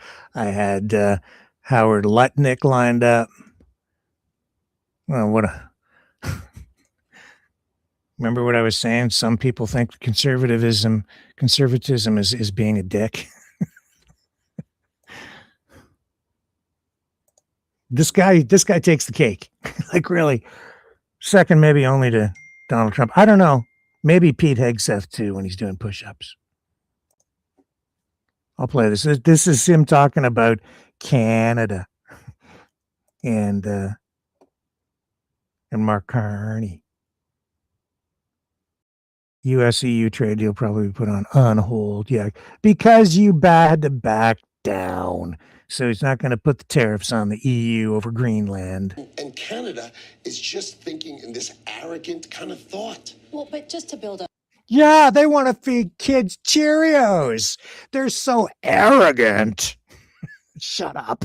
And what John is talking about, it's a style question. Can you get the same results without using words like calling leaders weak or their economies decaying, right? Is it necessary to provoke the visceral feeling that we feel among a lot of leaders here and in conversations with international investors? I mean, is there any other way? Is that style more harmful than it is helpful? Well, I think... Yeah, it is actually, Howard. It's pretty harmful because people don't like it. It creates listening. Like, people pay attention to it and listen to it. Of course they do, because it's a spectacle and bullshittery. Oh, who's you in that? Yeah, that word slipped in. Sorry, Linda. Wash my mouth out with soap. If you just sort of blend in, no one hears anything in Davos, right? Everybody says the same blah, blah, blah, blah, blah. And if you need to break out and you need to say it. So my view is, right, that Canada has never expressed to the world that they have the best deal, the second best deal in the world. The best deal in the world is Mexico, because remember, they have USMCA, which means 85% of the Canadian economy comes into the United States for zero. And there he is complaining that he's going to go to China and improve it. What's he going to do? China's delighted to sell to him. But do you think China's going to open their economy to accept exports from Canada? Yeah, they did, stupid. They're taking the canola, which is what the conservatives are complaining about, which was also misplaced criticism, because none of that crap would have happened if it hadn't been for the United States to begin with. The only reason we imposed the 100% tariff on Chinese EVs is because the United States did it. And so we did the same thing. We were in lockstep. We supported that. And we said, well, if the U.S. is doing it, we'll do it too, because our industry is integrated and we work with the United States. So we will also take the same steps so that we're on the same level playing field and we exert the same pressure on China to try to affect the same outcome that the United States wants. It wasn't a Canadian-led thing. That's why China retaliated with the tariffs on canola. Wouldn't have happened if the United States hadn't put Canada in that position to begin with. And now, because we've lifted the tariffs on the EVs, they've lifted the tariffs on the canola. And Donald Trump should be worried, and so should you be, Mr. Lutnick. So you keep your EV tariffs on if you want to, but you're going to pay, your people are going to pay the price for that. Here in Canada, you know what? Our economy will expand and one way or another, we're going to work it out. This is the silliest thing I've ever seen. They have the second best deal because Mexico's got a little better deal. They have 25% on the extra 15%, whereas Canada's got 35% on the extra 15%. I don't care anymore, man. Like, I don't care what the deal is. You can keep your deal. Just leave us alone. How about that? And then we'll go and do whatever the hell we want. Like, I'm seriously at that point because I'm tired of listening to this. Well, we're letting you do this and you should be grateful for that. Like, you want to work out a deal? Let's work out a deal. Otherwise, shut up. But give me a break. They have the second best deal in the world. And all I got to do is listen to this guy whine and complain. Mr. Secretary. Why? You know who whines and complains more than anybody? Donald frickin' Trump. Seriously, he's just a whiner. In fairness, you've seen from the airplanes, you've seen about a 30% decline in Canadian visitors to the United States, if not significantly more. You've seen a similar type of decline from China. European travelers inbound have come down. There is a sense that people do not want to come to the culture of the U.S., and there is this anger about it. And I just wonder. And Carney's not complaining. Carney's just pivoting. He's changing. And it's not just Carney, it's the whole country, man. We're not complaining. We're worried. We're saddened. We're just doing what we have to do. It's called pragmatism, realism. We're doing what we need to do to survive in the face of this destruction. If you think that that's just temporary, or you just sort of dismiss that, or you think it's irrelevant to the actual issues? I think what that is political marketing, right? The Canadians have the second best deal in the whole wide world. If they And we're going to get an even better deal without you because you are shooting yourselves in the foot. continue this path, right, which is a political path of a certain thing. I'm going to go fly to China. I'm going to open up my markets to China. I'm going to take Chinese electric cars and do all sorts of this stuff. Then when And that means we're not buying any from you, man, because you can't compete. So you can keep your freaking cars. That's what it means, dude. You just don't, you're not smart enough to understand that.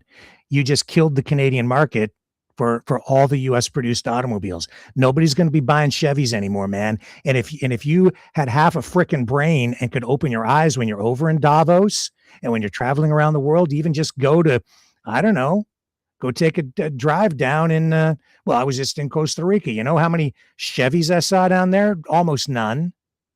Very, very few. All kinds of Chinese vehicles down there already, and a lot from Europe. We're not going to buy your freaking cars. That's what's going to happen, stupid. USMCA gets renegotiated. Oh, well. This year. This year, sort of like towards the end of the summer, in the middle of the summer. Do you think the President of the United States is going to say, you should keep having the second best deal in the world? I mean, you guys are such great friends. I mean, they are playing with a set of rules that they haven't really thought I can through. hear it in your voice. You're excited about negotiating. Yeah, he is, because he's a bully. This guy's really not a nice guy. And he thinks he's got us by the short and curlies. He wants to abuse us. I'm not into it. So, yeah, if I'm just not into it, man. You want to be respectful? We'll be respectful back. But until then, we're not buying your goddamn cars. This, aren't you, later this year? Well, they've sort of given a sort of a roadmap of saying, so I guess we should change the whole deal, right? You want to be like the rest of the world. You don't want to be this favored neighbor because you've taken it so for granted that you're willing to come to Davos and say there's two hegemonic powers in the world and we're going to decide which one we're going to work with. Really? You're going to either work with the United States of America, where 75% of your economy is totally tied to it, or China? Why would you say that? Because you guys started the whole damn thing with your stupid trade war. That's why. And then you take all this stuff and flip it upside down and blame the victim, which is us. But we're not going to be your victim. We're going to do what we have to do to survive. And good luck to you as you just close yourselves off from the rest of the world. Have at it. I think it's political. I think if we take it correctly, we should look at it as just political noise coming out of a prime minister. And maybe this is working for his election, right? Because I don't think it can be real. Because if you took out the math of Canada's economy and it doing business with the United States of America's $30 trillion economy, there's no such thing as changing what they have today. No one would vote for changing what they had today. Now, maybe they're marketing it well, but they're just for their politics. But they're surely not marketing it well for their fundamental economics for long-term the United States. The U.S. Ha, ha. Yeah. In the long run, oh yeah. If in the long run, if you just leave us alone, man, we don't need you at all. We have everything we need, and we can trade with other countries all around the world and be beyond like the level of wealth that we could have in this whole country working together is like beyond imagination. We could eclipse even what you're doing down there in the States, especially if you close yourselves off from the rest of the world. These guys are actually in a lot of trouble because of the debt that they have. And if they stop trading with other nations, and it's going to put all this negative pressure on the US dollar, it's going to collapse. Their entire economy is on the verge of collapsing. Like, I mean, it's going to collapse. That's what Donald Trump is doing. These are the economic conditions he is actually setting up. This guy, he's nothing. He's going to, this is not going to work for them. And Canada is just thinking in this. It's not going to work for them. Long term, the United States. Going to be painful, but that's the way it is. And Canada's debt to GDP, we're just overall we're in a much better financial position than the United States. And I hope none of this has to happen. The negative stuff. It doesn't have to happen. It's up to them. I don't think they have the wisdom. I don't think they have the smarts. I think they're overconfident. And what's that word that I used the other night? Hubris. It will be their undoing. But we have the best technology. We're the most powerful. Careful. Even there. Talking about military technology, and that's why you can dominate. And there's nobody even close. Let me do 50 more push-ups. Yeah, okay, Pete.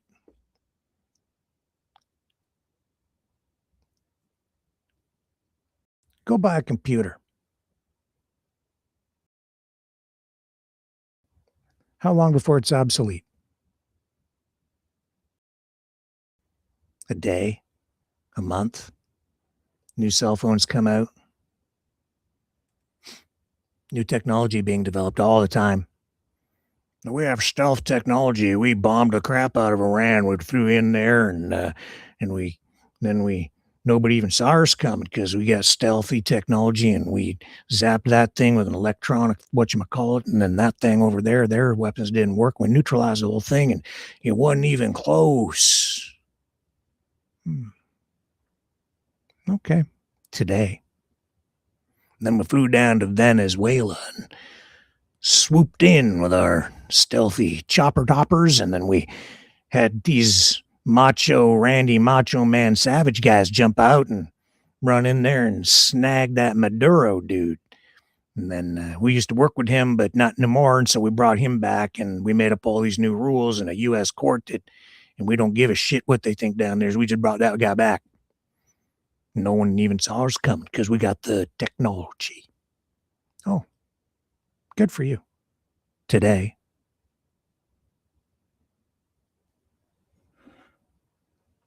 Radar was developed, and then they had, before radar, I guess, which way's the wind blowing?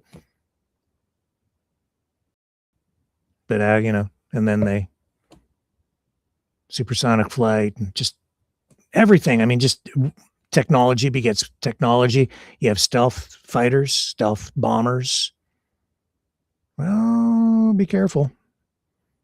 What's going to happen when somebody finally figures out a way to penetrate that stealth and detect all these flying objects up in the air that are otherwise undetectable until the last second? It's going to happen. And AI, drones, robots, it's all changing. Now you can blow up multi-million-dollar weapons, $100 million weapon system with a $100 drone. And then suddenly The superpower is brought to its knees by the weight of the debt and the size of the weapons that they possess, because somebody had a better idea and developed something new to make your big, fast super jet obsolete. And then suddenly the playing field gets a lot more level. And suddenly Godzilla is not quite so powerful anymore. Just like it wasn't so powerful when Russia got the bomb and other countries got the bomb.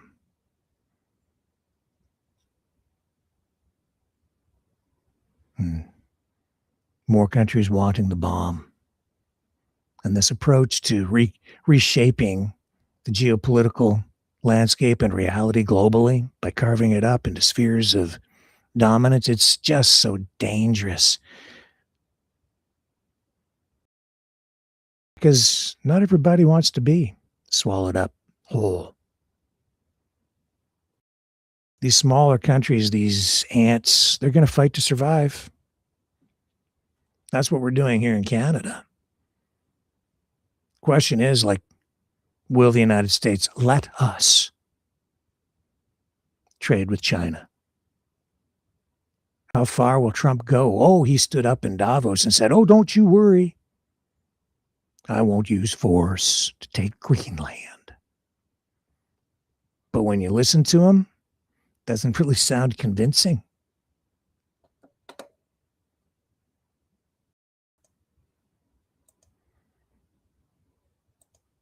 Because it's not convincing.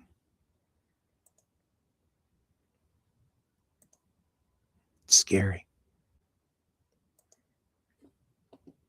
What else was going on today at Davos?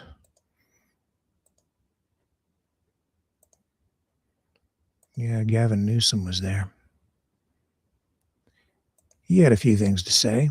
I'll tell you what, I'm going to dig into that just a little bit. Let's play a little bit of him. He's I don't know. He's a pain in the ass to Donald Trump. They don't like each other. And he's got his own style, that's for sure. Heads blow up when we come back. Stay with me.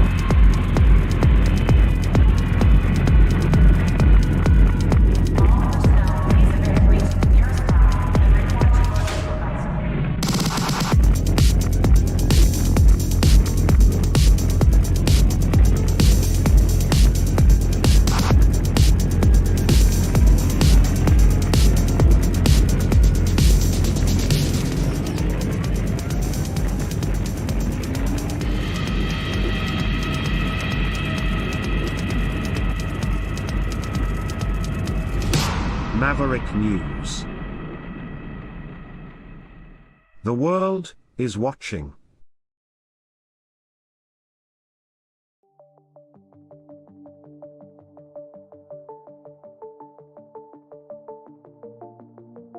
Greetings, brave Mavericks. Our quest for truth continues. We go beyond fake news. Together we expose propaganda. Together we pull others out of rabbit holes. We are maverick thinkers.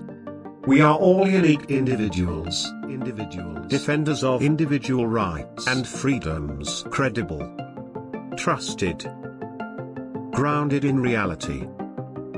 Maverick News, Maverick News. Defending free speech,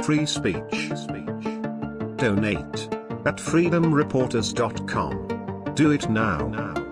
Tomorrow may be too late. Maverick News.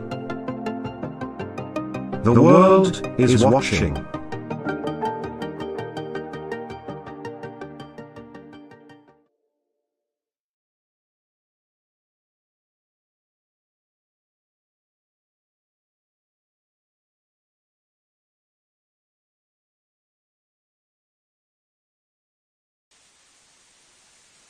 You know, someone very profoundly once said many years ago that if fascism ever comes to America, it'll come in the name of liberalism.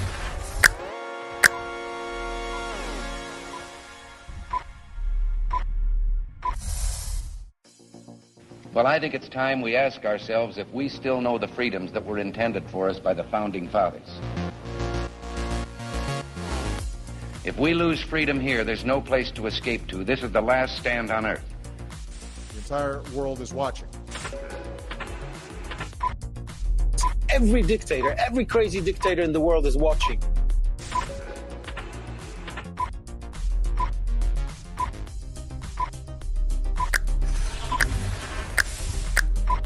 The world is watching. On TV, the entire world is watching. On social media. But the entire world is watching, and yes, they are seeing what we have apparently bravely been willing to say that others are thinking. Stand for freedom. Literally stand for freedom. Let's get this done. The entire world is watching. We're at war with the most dangerous enemy that has ever faced mankind in his long climb from the swamp to the stars. Maverick News. Maverick News. Maverick News. Let me have more control of my own destiny. The world is watching.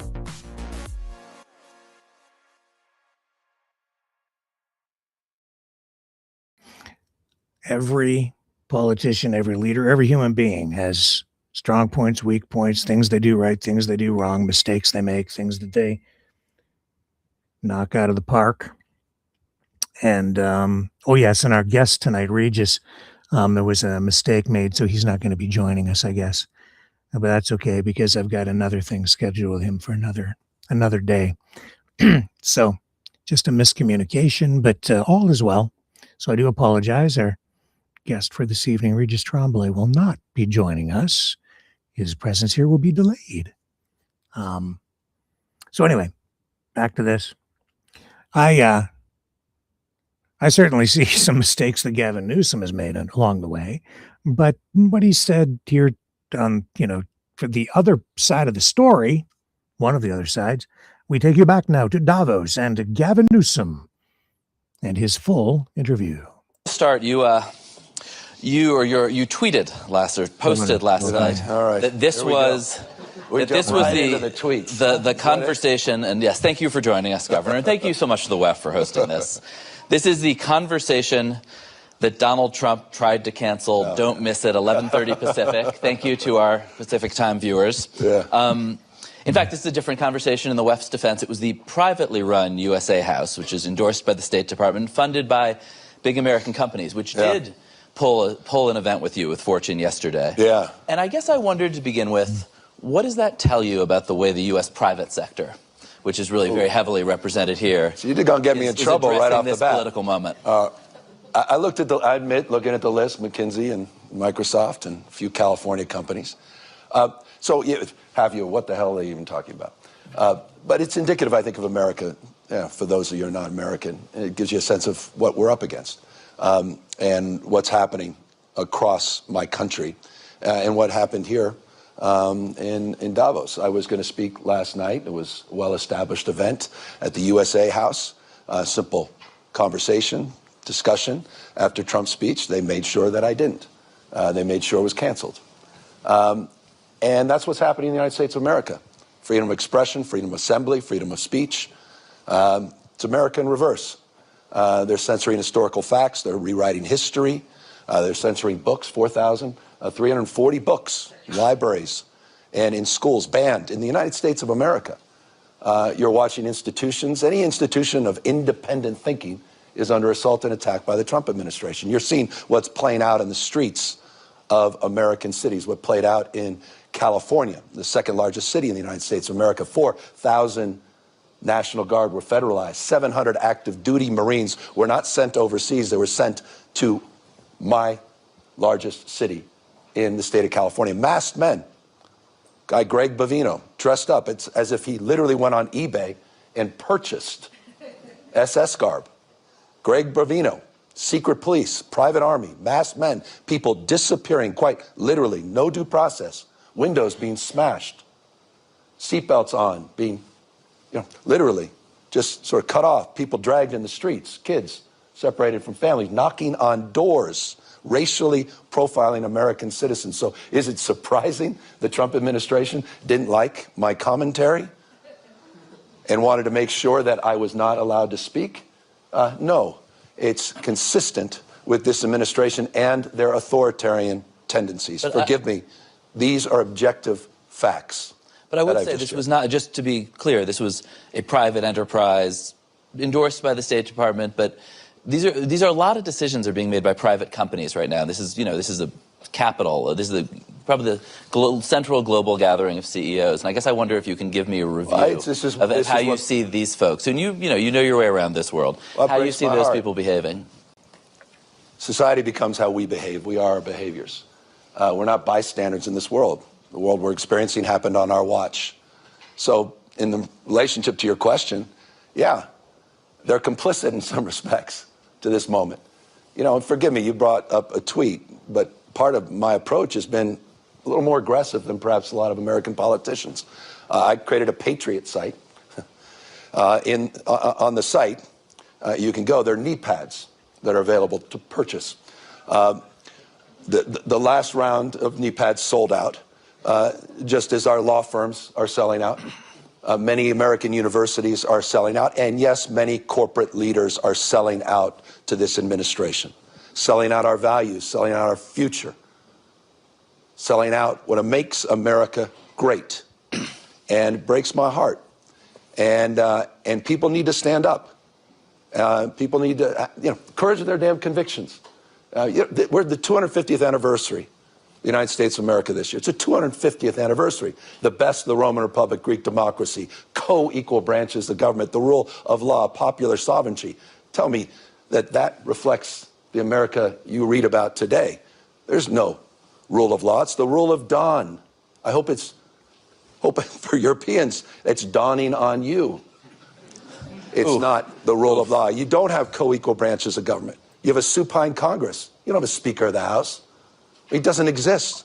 Popular sovereignty being challenged every single day by voter suppression, trying to rig elections. I mean, heck, Donald Trump tried to steal the election, the last election, tried to light democracy on fire, and then pardoned everyone that participated in that. Is anyone paying attention to what the hell is going on in the United States of America? So my state of mind is a little different, perhaps, than many others. I won't be complicit at this moment. I want to stop there for a moment because what he's saying there highlights how more than one thing can be true at the same time, but also how we are manipulated by media. Because his view of J6 is what you're hearing from him. But if you talk to people on the MAGA side, their view is that they didn't do anything wrong at all and that they were just there protesting. And I viewed that too as a protest that got largely out of hand because the majority of people who were there did some stupid things. But the point is, your perception and opinion of that event, it's largely shaped by the media that you choose to use or choose to watch, or the media that you're being fed in your echo chamber online. So if you're watching Tucker Carlson, all he's showing you are clips that he is selecting in order to spin a particular narrative or point of view on that event. He's not showing you the violence. He's only showing you the guys aimlessly wandering around the building saying, look, these guys are peaceful. But he's not showing you what happened over there. Those guys were peaceful. Those guys over there were not. Just like at the Freedom Convoy. Those people were peaceful. Those people were not. And even though we sat here and live streamed that from multiple sources, the Freedom Convoy protest, even there, everything we were showing you was selective. And so you were getting a very selective perspective. And at the time, I didn't really fully realize, I didn't realize really at all that that's what was happening, because I thought that all the people streaming were acting in good faith. When in reality, the vast majority of the people, maybe even all of them, who were streaming from within the protest itself were biased, and they were only showing you what they wanted to show us. And so we got this perspective that at the time, for me, and I think for a lot of people here, it was just the good stuff, none of the bad. And if you're only looking this way with the camera, you're not getting your peripheral view. You don't see the guy causing a problem there. You don't see a resident over there who's being negatively affected by it, maybe even inadvertently, but it is a negative effect. You don't see what's going on at the center of these things where you've got bad actors. Well, all the good people out here are just engaging in actual civil protest, and they should be left alone and let them do what they want to do. I'm just saying, this is why, because this is new technology, the internet, live streaming, all of that. And if you go back even 5 years ago, the technology was even newer. So it was hard for us all to understand or get up to speed. Even me, working in media all my life, I've said nothing has prepared me for what we're going through right now, because even though I've worked in television, radio, print, and I've been dabbling in online media for a long time prior to that, we'd never seen an event like that in Canada, where a protest like on that level and a political action on that level was being just live streamed from many, many, many sources all at the same time. And so I was thinking, because we had all these people providing all these streams, that we were getting a variety of perspectives and we'd see everything, but it doesn't work. If all the people streaming are of the same mindset, with the same objective, and are exercising the same level of self-censorship, saying, I'm only going to show this, I'm not going to show that. This is all good.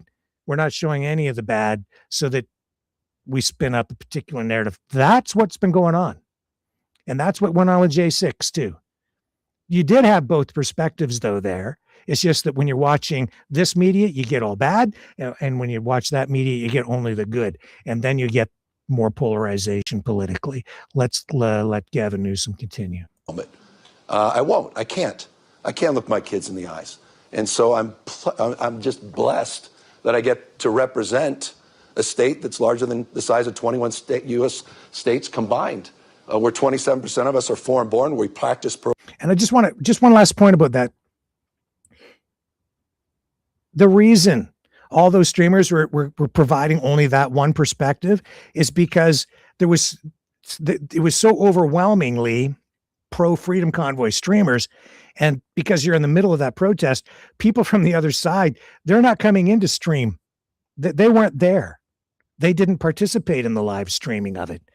They were too afraid, because they all fight. That's a word you haven't heard in America in a year, where we dominate in every critical category in terms of energy and daring and entrepreneurialism and innovation. Look, give me a category.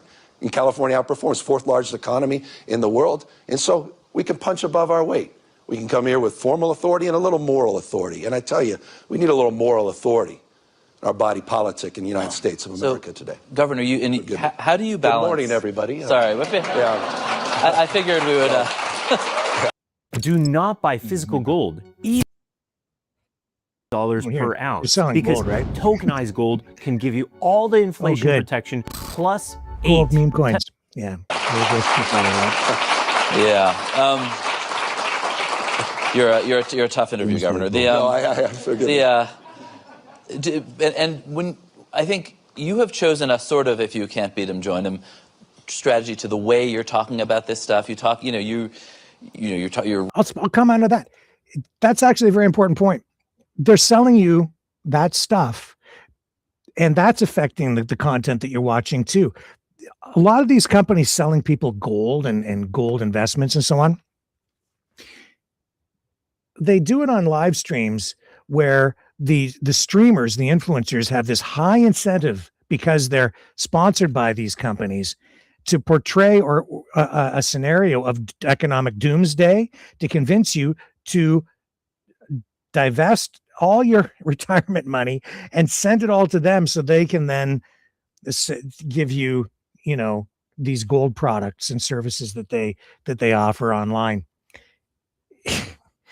So that's why a lot of these shows, every time you watch them, it's like, and the economic depression that's coming tomorrow will be 100 times worse than the one that took place in the 1930s, and it won't be anything, and you're all doomed, and if you don't buy, and now gold go.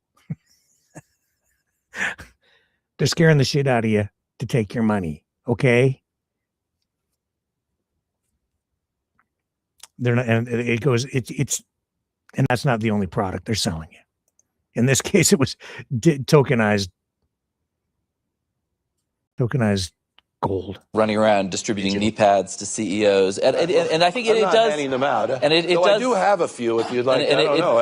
And honestly, it sounds. By the way, I'm not kidding. They're the new Trump signature series knee pads. Yeah, and they are available online. I told you the last one sold out. And I just want to sort of. It's a serious moment. It actually, we laugh. Anyway, these are available and in bulk too.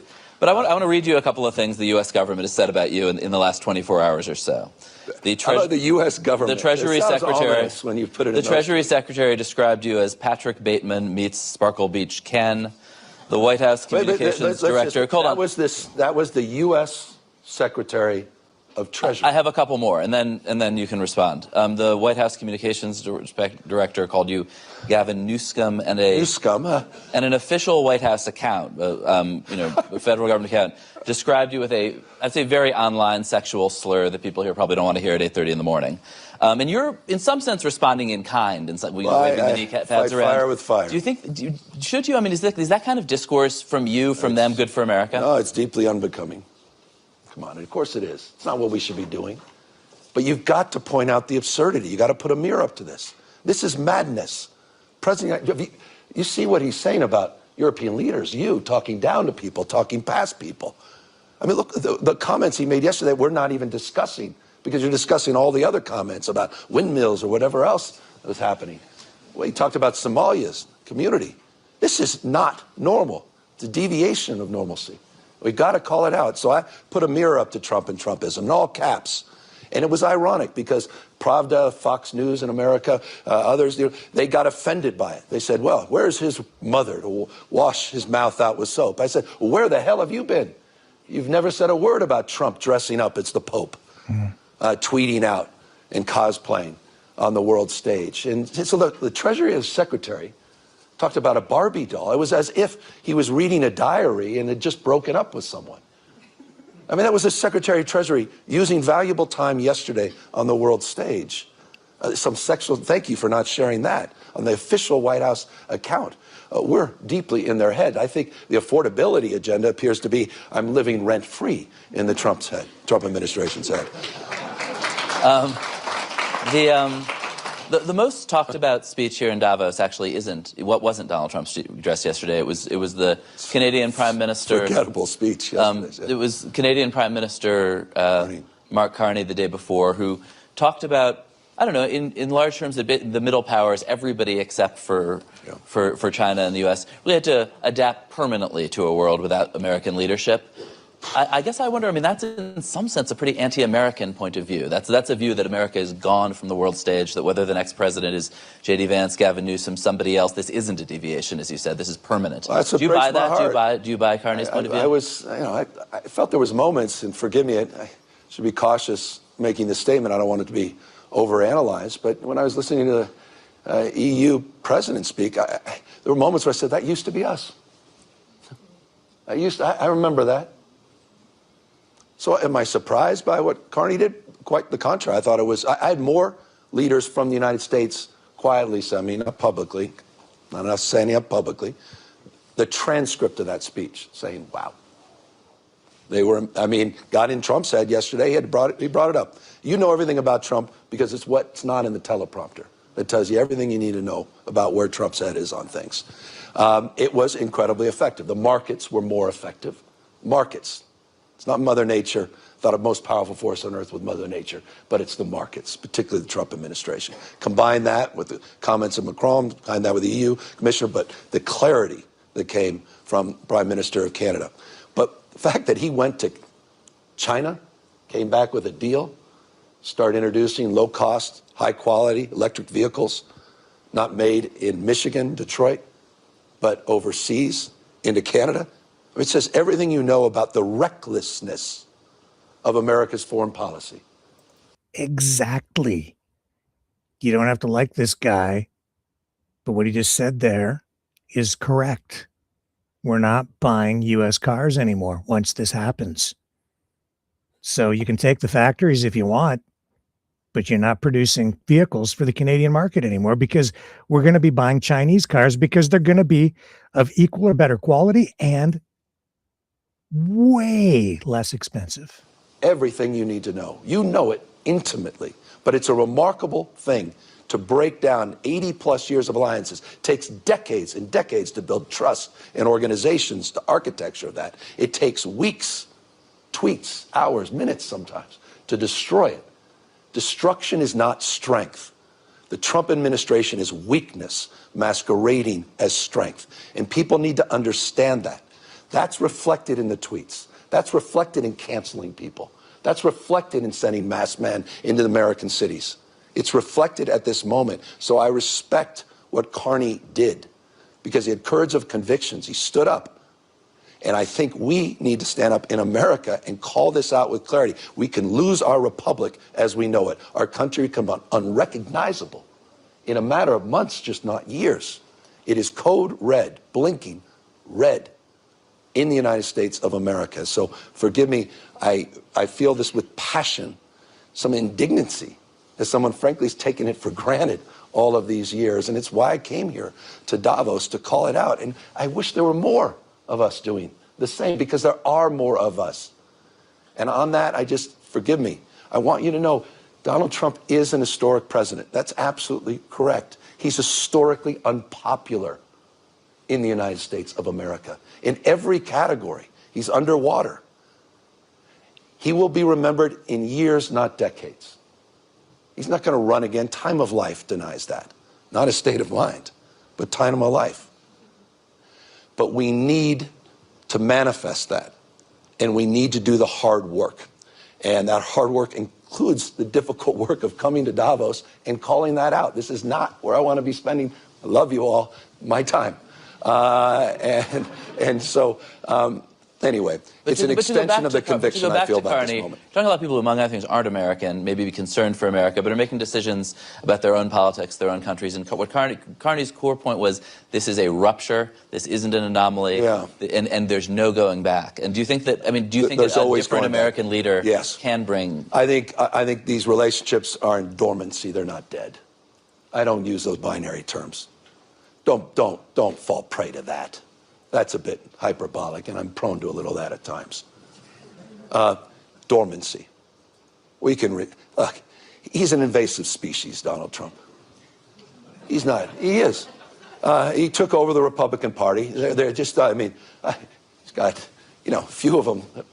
Lindsey Graham. I mean, speaking of the knee pads. I'm sorry. This is tough stuff. It's tough stuff. I don't recognize these people any longer. I used to respect Lindsey. I mean, Lindsey, you think what I'm saying about Trump's tough? How about what Lindsey Graham said about Trump? How about the Secretary of State, Marco Rubio? Do you think? I mean, these are the same people. We have got to the point where literally anybody can build a fully working. David, fix this. For things to change, we need to change. Do you think and that's why I'm changing my approach. And again, grateful you all took it. I mean, I suppose, do you think post-Trump there's a path back? Because you see this everywhere, the kind of insult politics that you're doing here, which you said you don't really enjoy it. You kind of seem to. I just putting a mirror up. You got to. I was doing my 10-point plans before, and I don't think any of you would have been here this morning. had I done that. Oh, they would have been here. No, because it wasn't working. No, everyone's trying to figure this guy out. How do you, a Mark Carney crowd? Yeah, no, but it's how do you communicate? How do you respond to this moment? And for me, it's about iteration. It's an entrepreneurial spirit. It's a very California mindset. You got to keep increasing the number of tries. And I was trying everything, wasn't working, wasn't breaking through. Democratic Party, writ large, wasn't breaking through. And we decided the only way to address Trump is quite literally to fight fire with fire.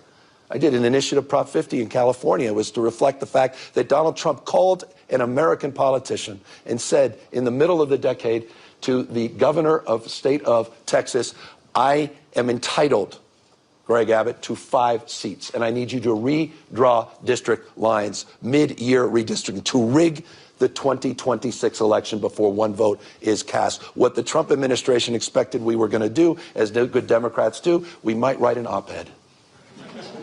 And we may, all go out and just say, this is just so wrong. And all of us would be applauding and say, yes, yes.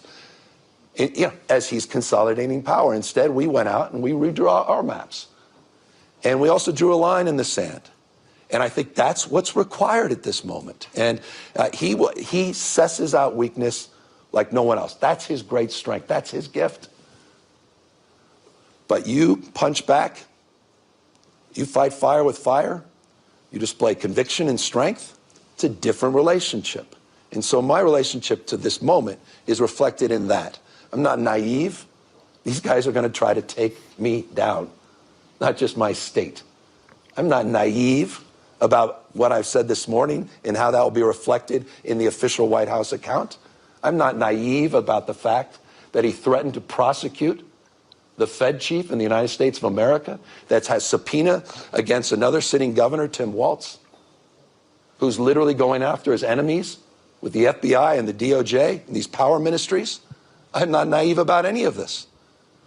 I'm not naive about the corruption and the graft at a scale we've never seen in American history. I'm not naive about folks writing billion-dollar checks to Witkoff, to Jared Kushner, for this new peace deal they're announcing today. I'm not naive about the fact the President of the United States made $1.5 billion+ in the last 12 months, personally. How the hell are we putting up with this?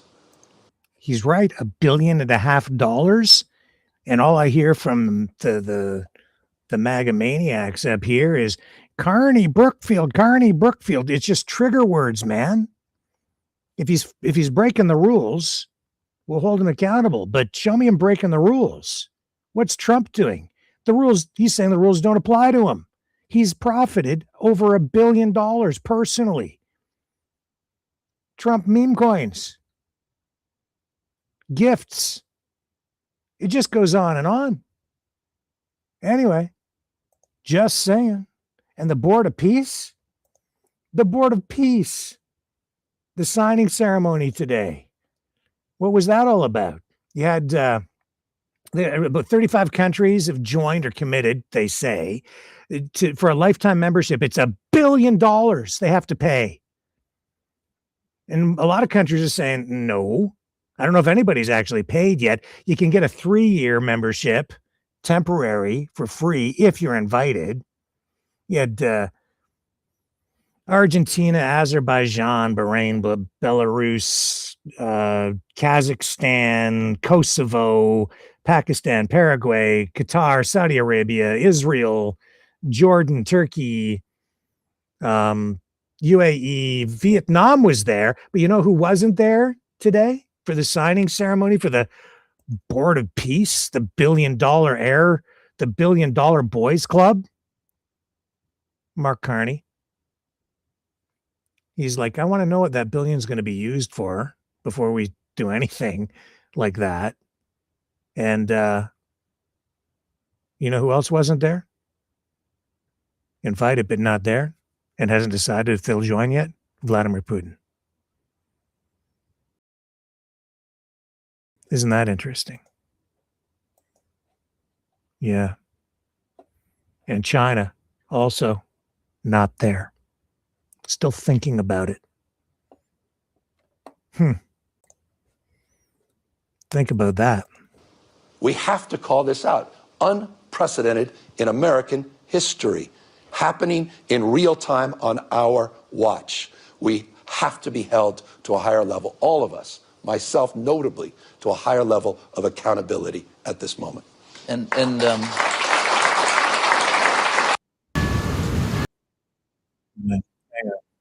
gonna fix it. We're gonna fix it again. Here we go. And I think one of the main reasons that that he has been successful is because the Democratic Party is so discredited in the eyes of so many voters. I have a couple of questions about that. One is big picture about California. People, you are in the midst of a enormous economic boom right now, and yet the state is on one hand running deficits, and on the other, not always delivering services that it's, from education to healthcare that your citizens are delighted with. And I guess I wonder how are voters looking at California, looking at New York, looking at Chicago, supposed to say, yeah, this is the model we want? Well, I'm proud of my state. We have more Fortune 500 companies than any other state in America, more scientists, engineers, more Nobel laureates in my state than any state in America, the finest system of higher public education in the world. We have 18% of the world's R&D, China 22%, Germany 21%, California 18% of the world's R&D. We're the center of the universe as it relates to AI. California is wonderful, but what about the governance? Well, the governance, we're one of the lowest uninsured rates in America. You mentioned healthcare. We just did our State of Education report, which showed in every category, every classroom, making progress with our test scores. Our investments are paying off. Just did a big State of the State. The idea that these blue states have trouble, are spending more for less results? I don't know. Higher life expectancy, lower infant mortality, lower gun death rates, more productivity, higher wages, higher quality of life. $83.1 billion. That was the net contribution that we provided to the federal government versus red state like Texas that was a taker state of $73.1 billion. So we're producing more, and people are, I think, creating more opportunities. So, look, are there problems? For instance, you're supporting the mayor of LA for re-election after these terrible fires that a lot of your citizens do feel was in part because of government mismanagement. Do you just reject that narrative that the government has anything to do with these things? I absolutely accept that we all should be held to a higher level of accountability in terms of our governance, and I think there's many areas of reforms that are necessary, and so many areas of reforms that were underway. We can get into the specifics of any one of these issues, but the general notion that in the middle of winter, with 100-mile-an-hour winds that were attached to a fire, that somehow, by the way, there were 16 major fires in Southern California over a 2-week period, that somehow that had to do with fire hydrants is rather preposterous. And it was shapeshift because of the complete bullshit that came from Donald Trump and Elon Musk, saying somehow the sprinklers didn't work and the fire hydrants didn't work because we didn't turn on a valve in Northern California. These are literal words from the Trump administration. So I do reject that. Do I reject this notion of being self-critical about governance and management across the spectrum? No, that's fair game. And probably the biggest governance issue, policy issue, fueling right-wing parties in the United States around the country is immigration. And I think liberal parties, again, in the U.S. and around the world, had a posture of welcoming immigrants that it just turned out a lot of Americans, a lot of Californians, but more Americans are unhappy with. Illegal immigration, the out-of-control border, but also it's the last issue on which Trump, though his numbers have been sliding, remained somewhat popular. And I guess I wonder, do you think that your party went too far, or that you went too far? And I think, for instance, in extending Medi-Cal to the California healthcare program to undocumented immigrants. Like, do you? Well, two different I guess questions. On the big picture and the small picture, do you feel like you went too far? Two different questions. Do I believe in universal health care? Yes, regardless of pre-existing conditions, ability to pay, and your status. I campaigned on that, and we delivered on that, and I'm proud of that. We're one of 16 states to provide care to people regardless of their immigration status. By the way, we have universal care in emergency rooms, and you pay the price on the back end, at least Americans, for that, regardless of your immigration status. But the issue of immigration, Donald Trump is very unpopular on immigration. He's successful on the border. Separate issue, connected. And yes, the Democratic Party failed in the last few years on the border. And yes, I was critical of that. And yes, I put our own National Guard on the border the day I got elected into office in 2019, sent 394 National Guard down to the border. And we were very, very pointed with the Biden administration that we were failing to deliver border security for a number of years. On the larger immigration issue, I happen to share the same old office of Ronald Reagan, governor of California, who decided in his last day in office at the White House, and he gave a love letter to immigrants from around the world. It was a love letter to America and what distinguishes America from the rest of the globe. He talked about Lady Torch, Lady Liberty's torch. And he talked about the vibrancy of newcomers, people coming all over the globe for riches and new beginnings, becoming Americans, and what defines our great nation. And that's the spirit that defines my mindset. Getting first-round draft choices around the rest of the world is what makes California so vibrant. It's because of that diversity, and it's because of people's willingness to dare and to match up with ideas and perspectives and backgrounds to come in to make a go of it that has made California the fourth largest GDP in the world. But we have failed on the border, and Donald Trump is failing on immigration. His economic policy is not complicated. It's tariffs. The more you stay home. Yeah. Here we go. It's mass deportations, largest GDP in the world, but we have failed on the border, and Donald Trump is failing on immigration. His economic policy is not complicated. It's tariffs, which is a regressive tax. It's mass deportations, which is having a major impact on supply chains. And you've seen the American jobless rate. You're seeing it growing, the unemployment rate in America. Besant didn't talk about this. They had the worst jobs numbers in the first year of the Trump administration outside a recession since 2003. 49,000 jobs a month. The Biden administration last year was averaging 168,000 jobs a month. Inflation is not lowering. It's still at 2.7%. Ask folks what a pound of beef costs in the United States of America or a brand new car. Everything you heard yesterday was BS. And it's impacted by these policies of tariffs that are impacting ranchers and farmers and small business folks. A major tax that they celebrate, collecting, which is ironic from the Republican Party. And the third leg of the stool is a massive tax cut away from the wealthy and the privileged, taxing now the burden on small businesses and working folks. That's the policy, easily described, of America's economic strategy. And it's a failed strategy, and the impacts of that strategy are being felt all throughout the United States of America, including my state that has been disproportionately impacted by these policies. So I'm very critical of those. I'm critical of our assault on institutions of higher learning, research, institutions that have literally been, they're part of that formula for success. The rest of the world gets that, and he's putting sand in the gears across that spectrum, and in California, again, is fighting and pushing back. And some of those first-round draft picks got incredible contracts and are now made quite a lot of money and are now very freaked out, threatening to leave California over a proposal that, just to be clear, you oppose for a sort of one-time tax on the wealth of the very, very, very wealthy Californians. And I guess I want to ask you two questions. Yeah. One is, I was talking to somebody progressive here who said, this guy's basically a fake populist. He talks a good game about the billionaires. Here is an actual proposal that they're unhappy about, and you're on the other side. You're standing with Elon Musk and David Sachs on this. Why is that? Well, one-time wealth tax at a state level that almost exclusively goes to solve one problem, healthcare, and not solving for larger issues like education, supporting police officers and firefighters, and starves the rest of the general fund, that has had already the impact of people moving out of our state and impacting then the annual income tax collection, is not something I support. And by the way, vast majority of labor does not support as well. And that's reflected in my opposition.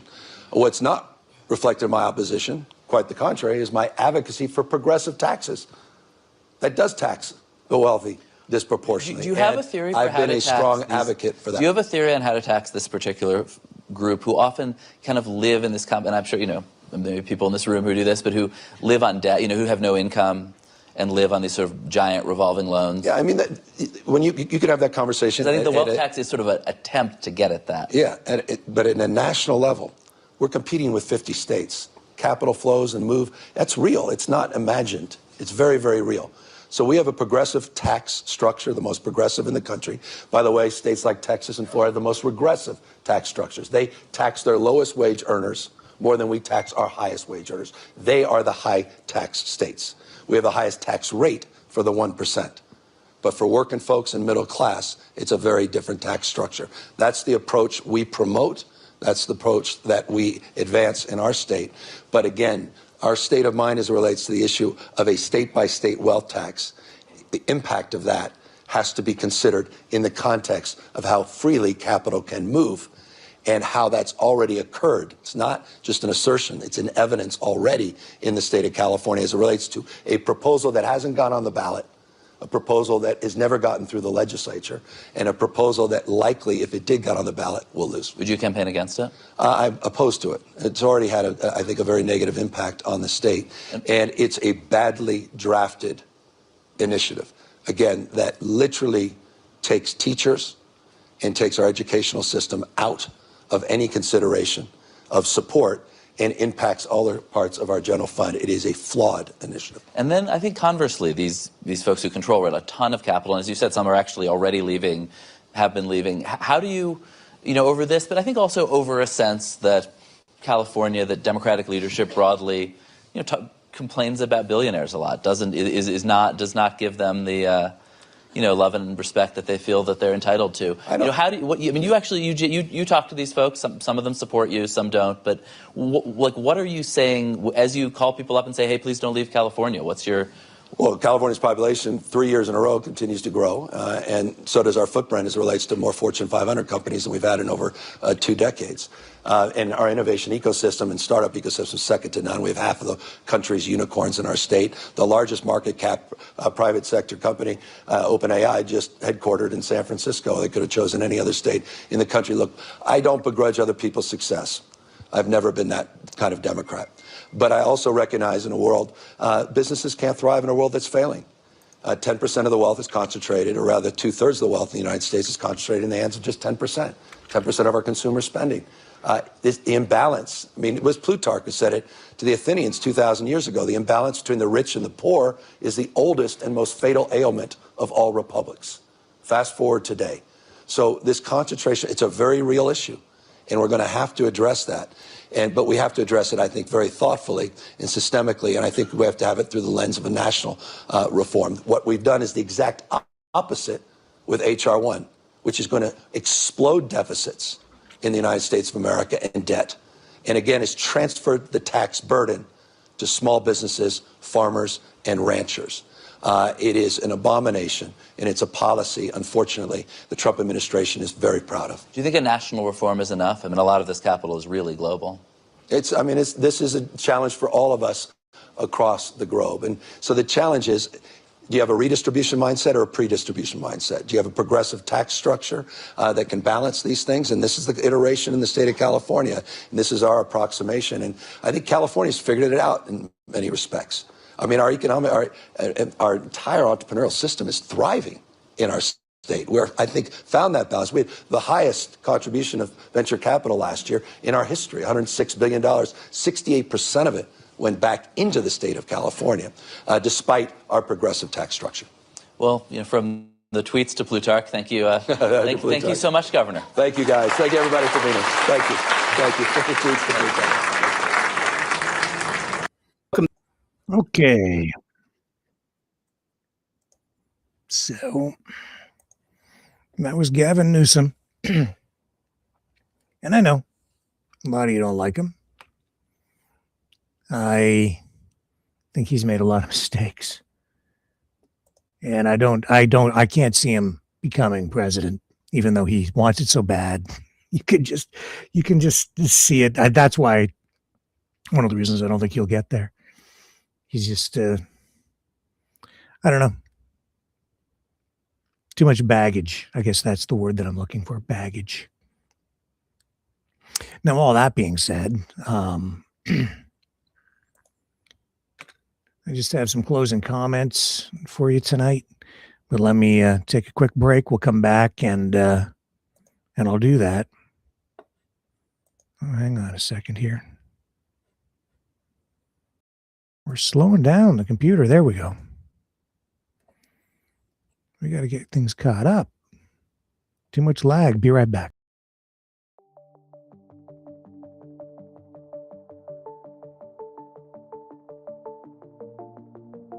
Greetings, brave Mavericks. Our quest for truth continues. We go beyond fake news. Together we expose propaganda. Together we pull others out of rabbit holes. We are maverick thinkers. We are all unique individuals, defenders of individual rights and freedoms, credible, trusted, grounded in reality. Maverick News, Maverick News.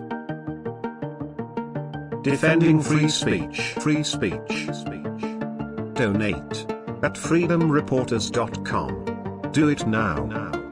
Tomorrow may be too late. Maverick News.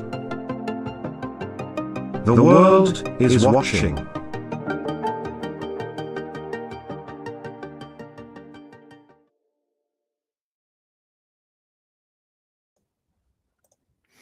Okay, I'm back.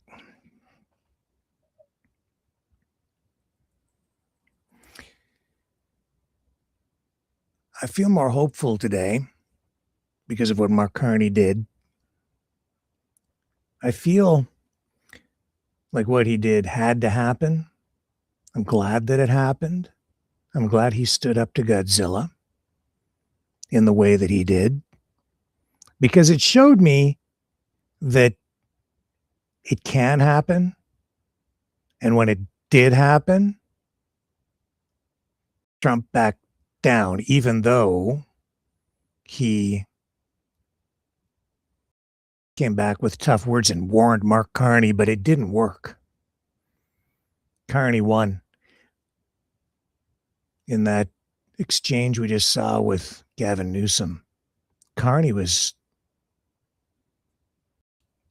front and center. And what he did is resonating with other world leaders. It's showing them that you can stand up, right?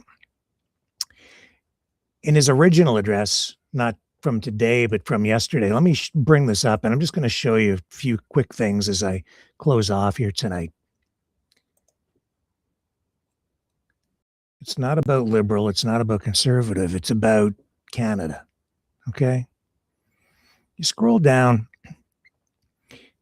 Here, you don't have to always fight with guns and bombs.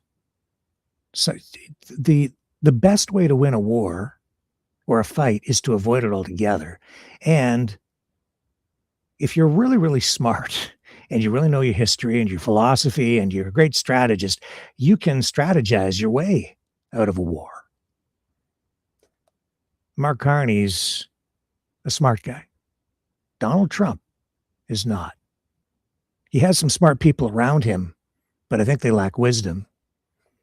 And in true American style, I think that they exhibit this current administration. Not always American style, but there's just an element of American society that is just way overconfident. And the reason they're overconfident is because they're ignorant about a lot of things in the world, even though they have been thrust into the position of being the world leader. Here's Mark Carney, and what's his speech do? He's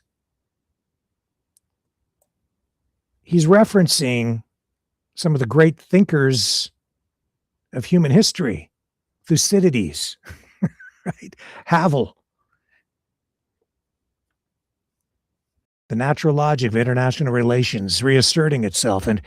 And faced with this logic, he says, there is a strong tendency for countries to go along to get along, to accommodate, to avoid trouble, to hope that compliance will buy safety. It won't. Not anymore. Canada has always been in that position. I'm just me talking now. Carney knows that because we've lived next door to this huge power. In 1978, the Czech dissident Havel wrote an essay called The Power of the Powerless. In it, he asked a simple question: how did the communist system sustain itself? And you could insert fascist there, any authoritarian system of government. His answer began with a greengrocer. Every morning, this shopkeeper places a sign in his window: "Workers of the world unite." He does not believe it. No one believes it. But he places the sign anyway to avoid trouble, to signal compliance, to get along. And because every shopkeeper on every street does the same, the system persists. You just go along to get along, even though you know it's not true. You keep saying that it's true, and you go along. That's what's going on right now with a lot of these people who are acting like dicks. Even they know it's not right. A lot of them. It won't continue. It won't last. You may end up paying a price in the long run. Also, for those of you who keep calling Canada a communist hellhole and saying, "Oh, liberal, socialist," well, Mark Carney, not the pure communist that you might otherwise believe. He's right here calling out the falsities of communism right here in this speech. The old Soviet-style system of living within a lie. But when the greengrocer removes his sign, the illusion begins to crack. In other words, it just takes one person like us, Mavericks, to say, "I'm not going to live the lie. I'm going to live for truth." And what Carney did yesterday was also incredibly brave, and this is why what he did is so important, because he didn't just say, "I'm not going to live the lie of Donald Trump rolling into the future." He's calling out the lie that we've all been living in the Western world for decades, certainly since after World War II, of the partial lie of the rules-based international order. He's calling that out. A lie that the have countries, the first world countries, have all benefited from, while the have not countries, the smaller countries, the little guys, have all suffered under. Because while we talk about justice and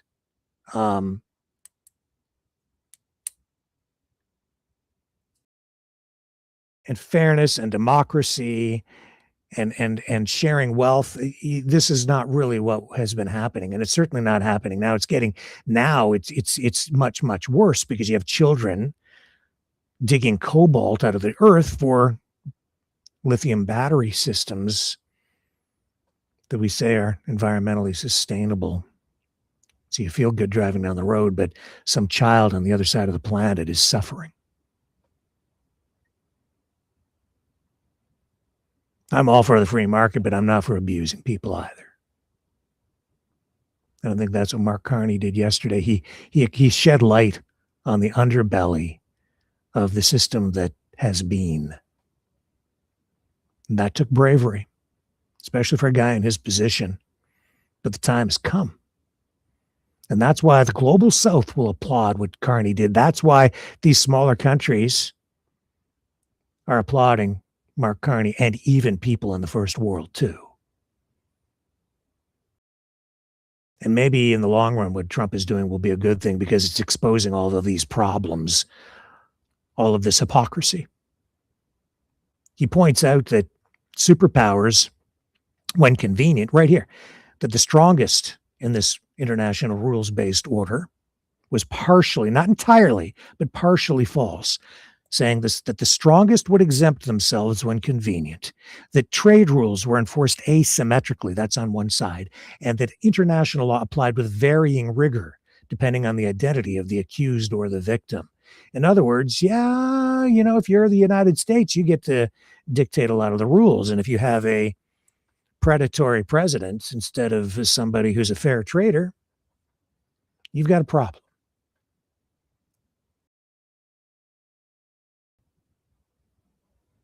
And if you're talking about war, if you're talking about war crimes, the strongest nations, the superpowers, exempt themselves from the rules, so they can't be held accountable. They are, in fact, above the law. Canada, no. We signed on to these agreements so that we can be and will be held accountable for war crimes. But of the UN, the International Criminal Court, the International Court of Justice, the United States, Russia, they just say, we didn't sign. We're not participating. They don't apply to us. Well, they point their fingers at each other and say, Vladimir Putin, you're guilty of a war crime. George Bush, you're guilty of war crimes. But they never arrest each other. They never do anything about it. And in international courts, they are never held accountable because they say they don't apply to us, and we're superpowers. There's nothing you can do. We have nukes. What you gonna do? And so they have engaged in war crimes, all of these superpower countries. Maybe that is about to change too. Maybe this new world order that they all have planned, maybe it's not going to go down quite the way they thought, because you just had a Canadian stand up and call it out. That's why Donald Trump is pissed.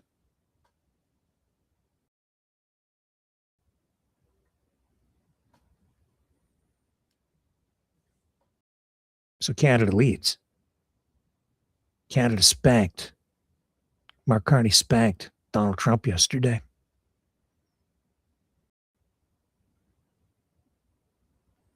And sent a message. We're going to trade with who we want to trade with. What are you going to do about it? Maybe Godzilla will crush us. I don't know. We are in the midst of a rupture, not a transition. That's also philosophical. Yeah. A direct reference to those thinkers that he made comment on earlier in this speech. You cannot live within the lie of mutual benefit through integration when integration becomes the source of your subordination. Mr. Lutnick, flipping things upside down, making your victim or intended victim out to be the perpetrator, the attacker, the ungrateful ones. No. The jig is almost up. People are seeing you for what you really are.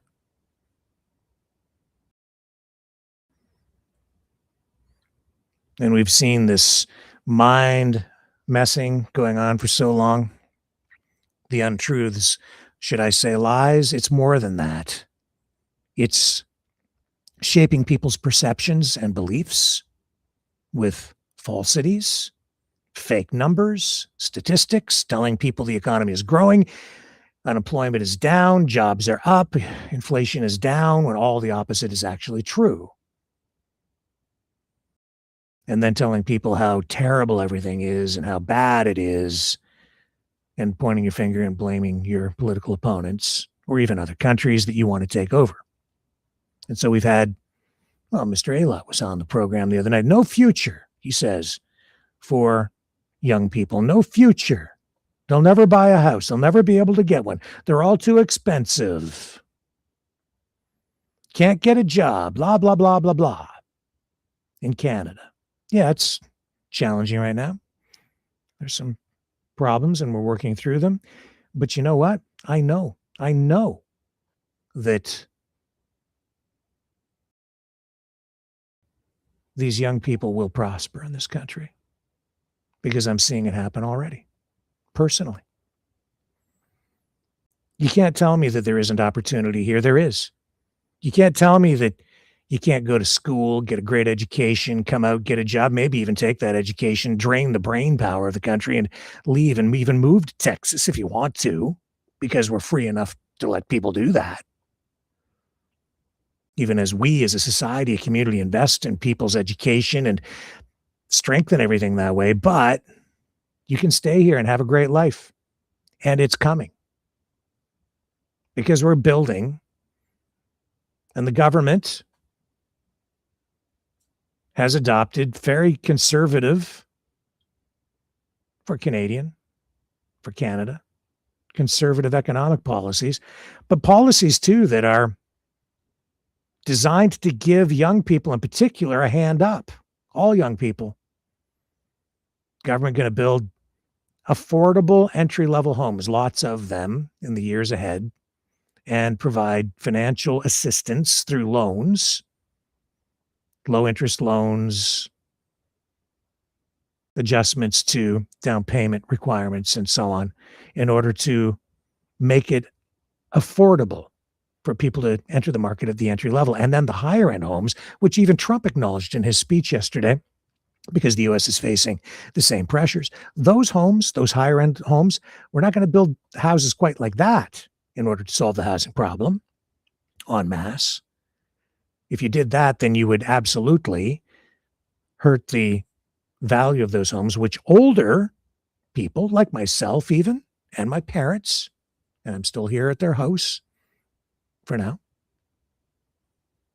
helping my dad after he had his free hip replacement, and he's doing great. You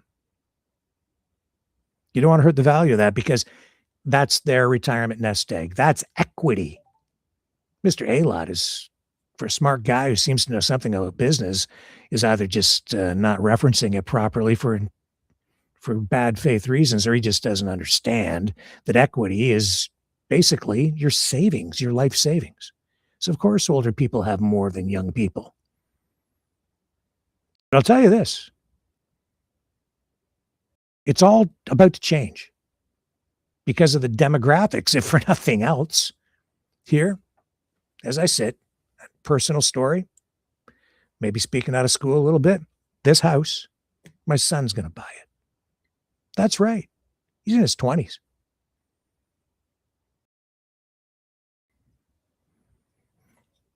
He's working 2 jobs. And at his age, he's more successful than I was at that stage in life already, just because he works hard. And there's opportunity out there if you go and find it, take advantage of it. And he has. And he's been working to put down a down payment. He's going to buy this house for fair market value. And he has to do that to liquidate the equity so that my parents, who are upstairs, get the cash, their life savings, the savings in the equity of the home, equity, built up value over time, because they worked all their lives to build that equity. You don't get that at the front end, man. You have to earn it. My son has earned the down payment, liquidate the equity. He now has a mortgage. My parents get the money. That's what they're going to live on from now on.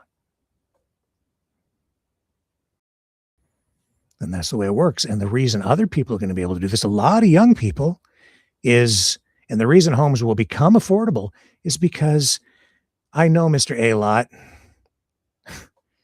you don't like us old folks, the boomers, but don't worry, we're all going to be dead soon. I'm sure that will make you very happy. And when that happens, as it happens over time, all these houses will be on the market. And that's because of changing demographics. And the young people who are buying the entry-level homes that Mark Carney referenced, the entry-level homes, they're going to move up the ladder because they will have equity built up in those first homes, and they'll transfer that equity into larger mortgages and move into bigger homes like this. Not that this is a great big home. It's modest, but comfortable. And it was a great place to grow up, man.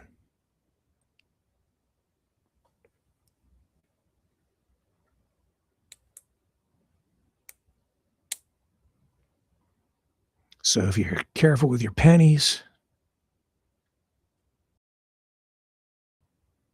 you work hard, there's opportunity out there. And that's what Mark Carney is talking about as well, Mr. A-Lot. So you can tell all your young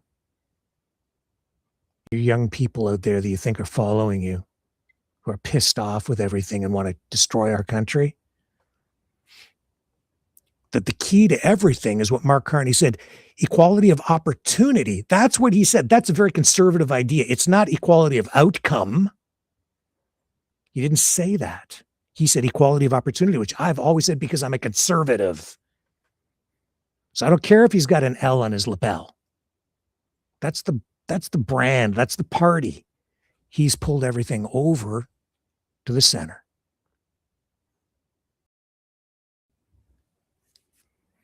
And there's equality of opportunity. If you go out there and you look for a man, you can get it. And we got to work on that equality of opportunity because not everybody is equally offered positions in this country because there is too much political correctness still. But those are things we're working on and fixing, and there is still lots of opportunity. And there will be more in the years ahead because the demographics are changing. The older population isn't going to be here forever. New Canadians, and that includes my son because he's still young. That's pretty new. He's got a lifetime ahead of him. And the cycle of life, the circle of life continues, man.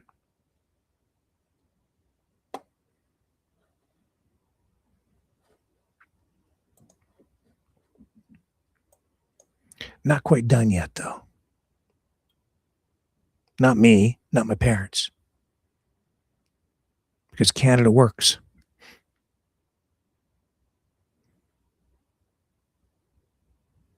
So my dad is doing great. But I'm still here because as much as it's work, you know, I'm cherishing this time.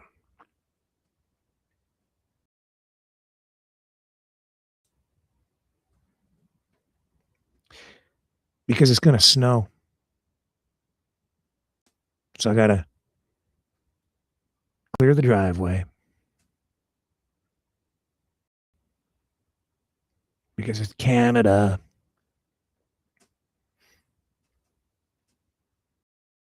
And around here we get a lot of snow in this town. Less so at home in Chatham. I'll be going home soon. Very soon. But somebody still has to shovel the driveway here. For now. You might remember I made a song for my wife a while back.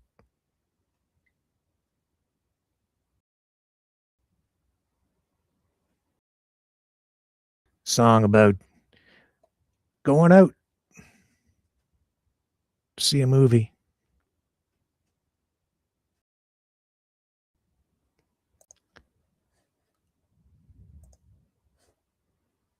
About our first kiss.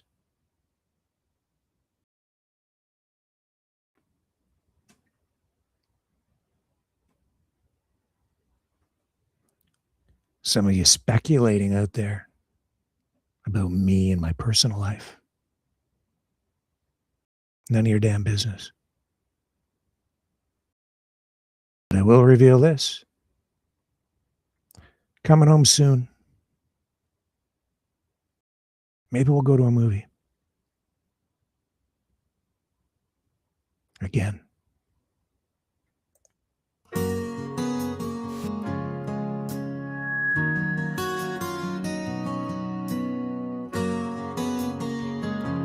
On the flip side, Canadians. He asked her out with a nervous grin, heart pounding like a storm rolling in.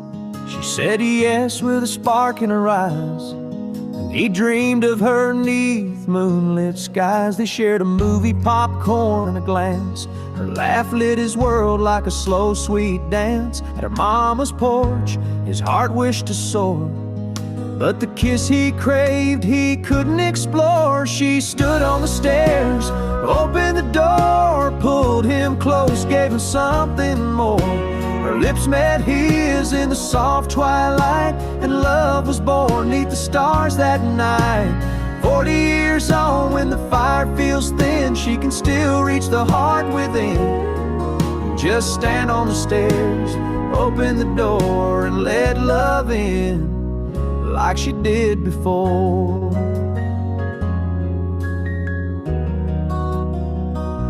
The years flew fast, kids grown and gone, just them now with the quiet of dawn.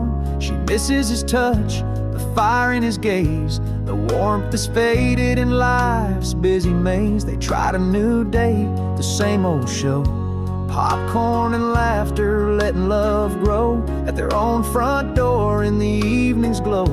She searches for courage she used to know. She stood on the stairs, opened the door, pulled him close like she did before. Her lips met his, no need to pretend. Their love's a flame that won't ever end. 40 years on, the spark's still there. If she reaches out, if she dares to care, just stand on the stairs, open the door, and let love in forevermore.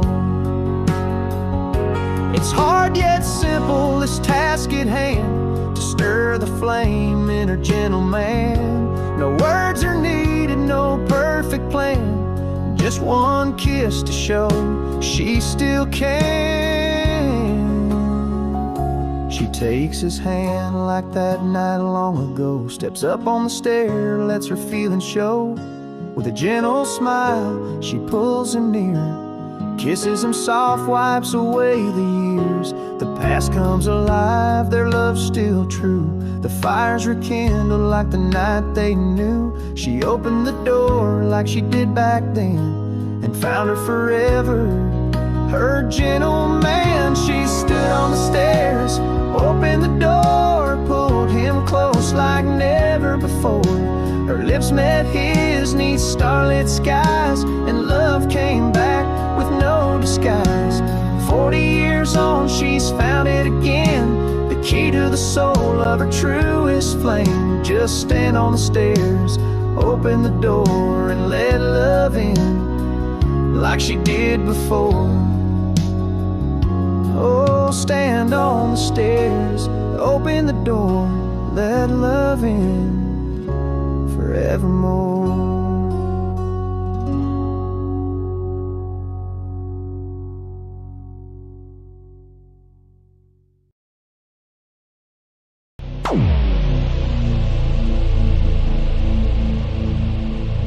This has been a Maverick multimedia production.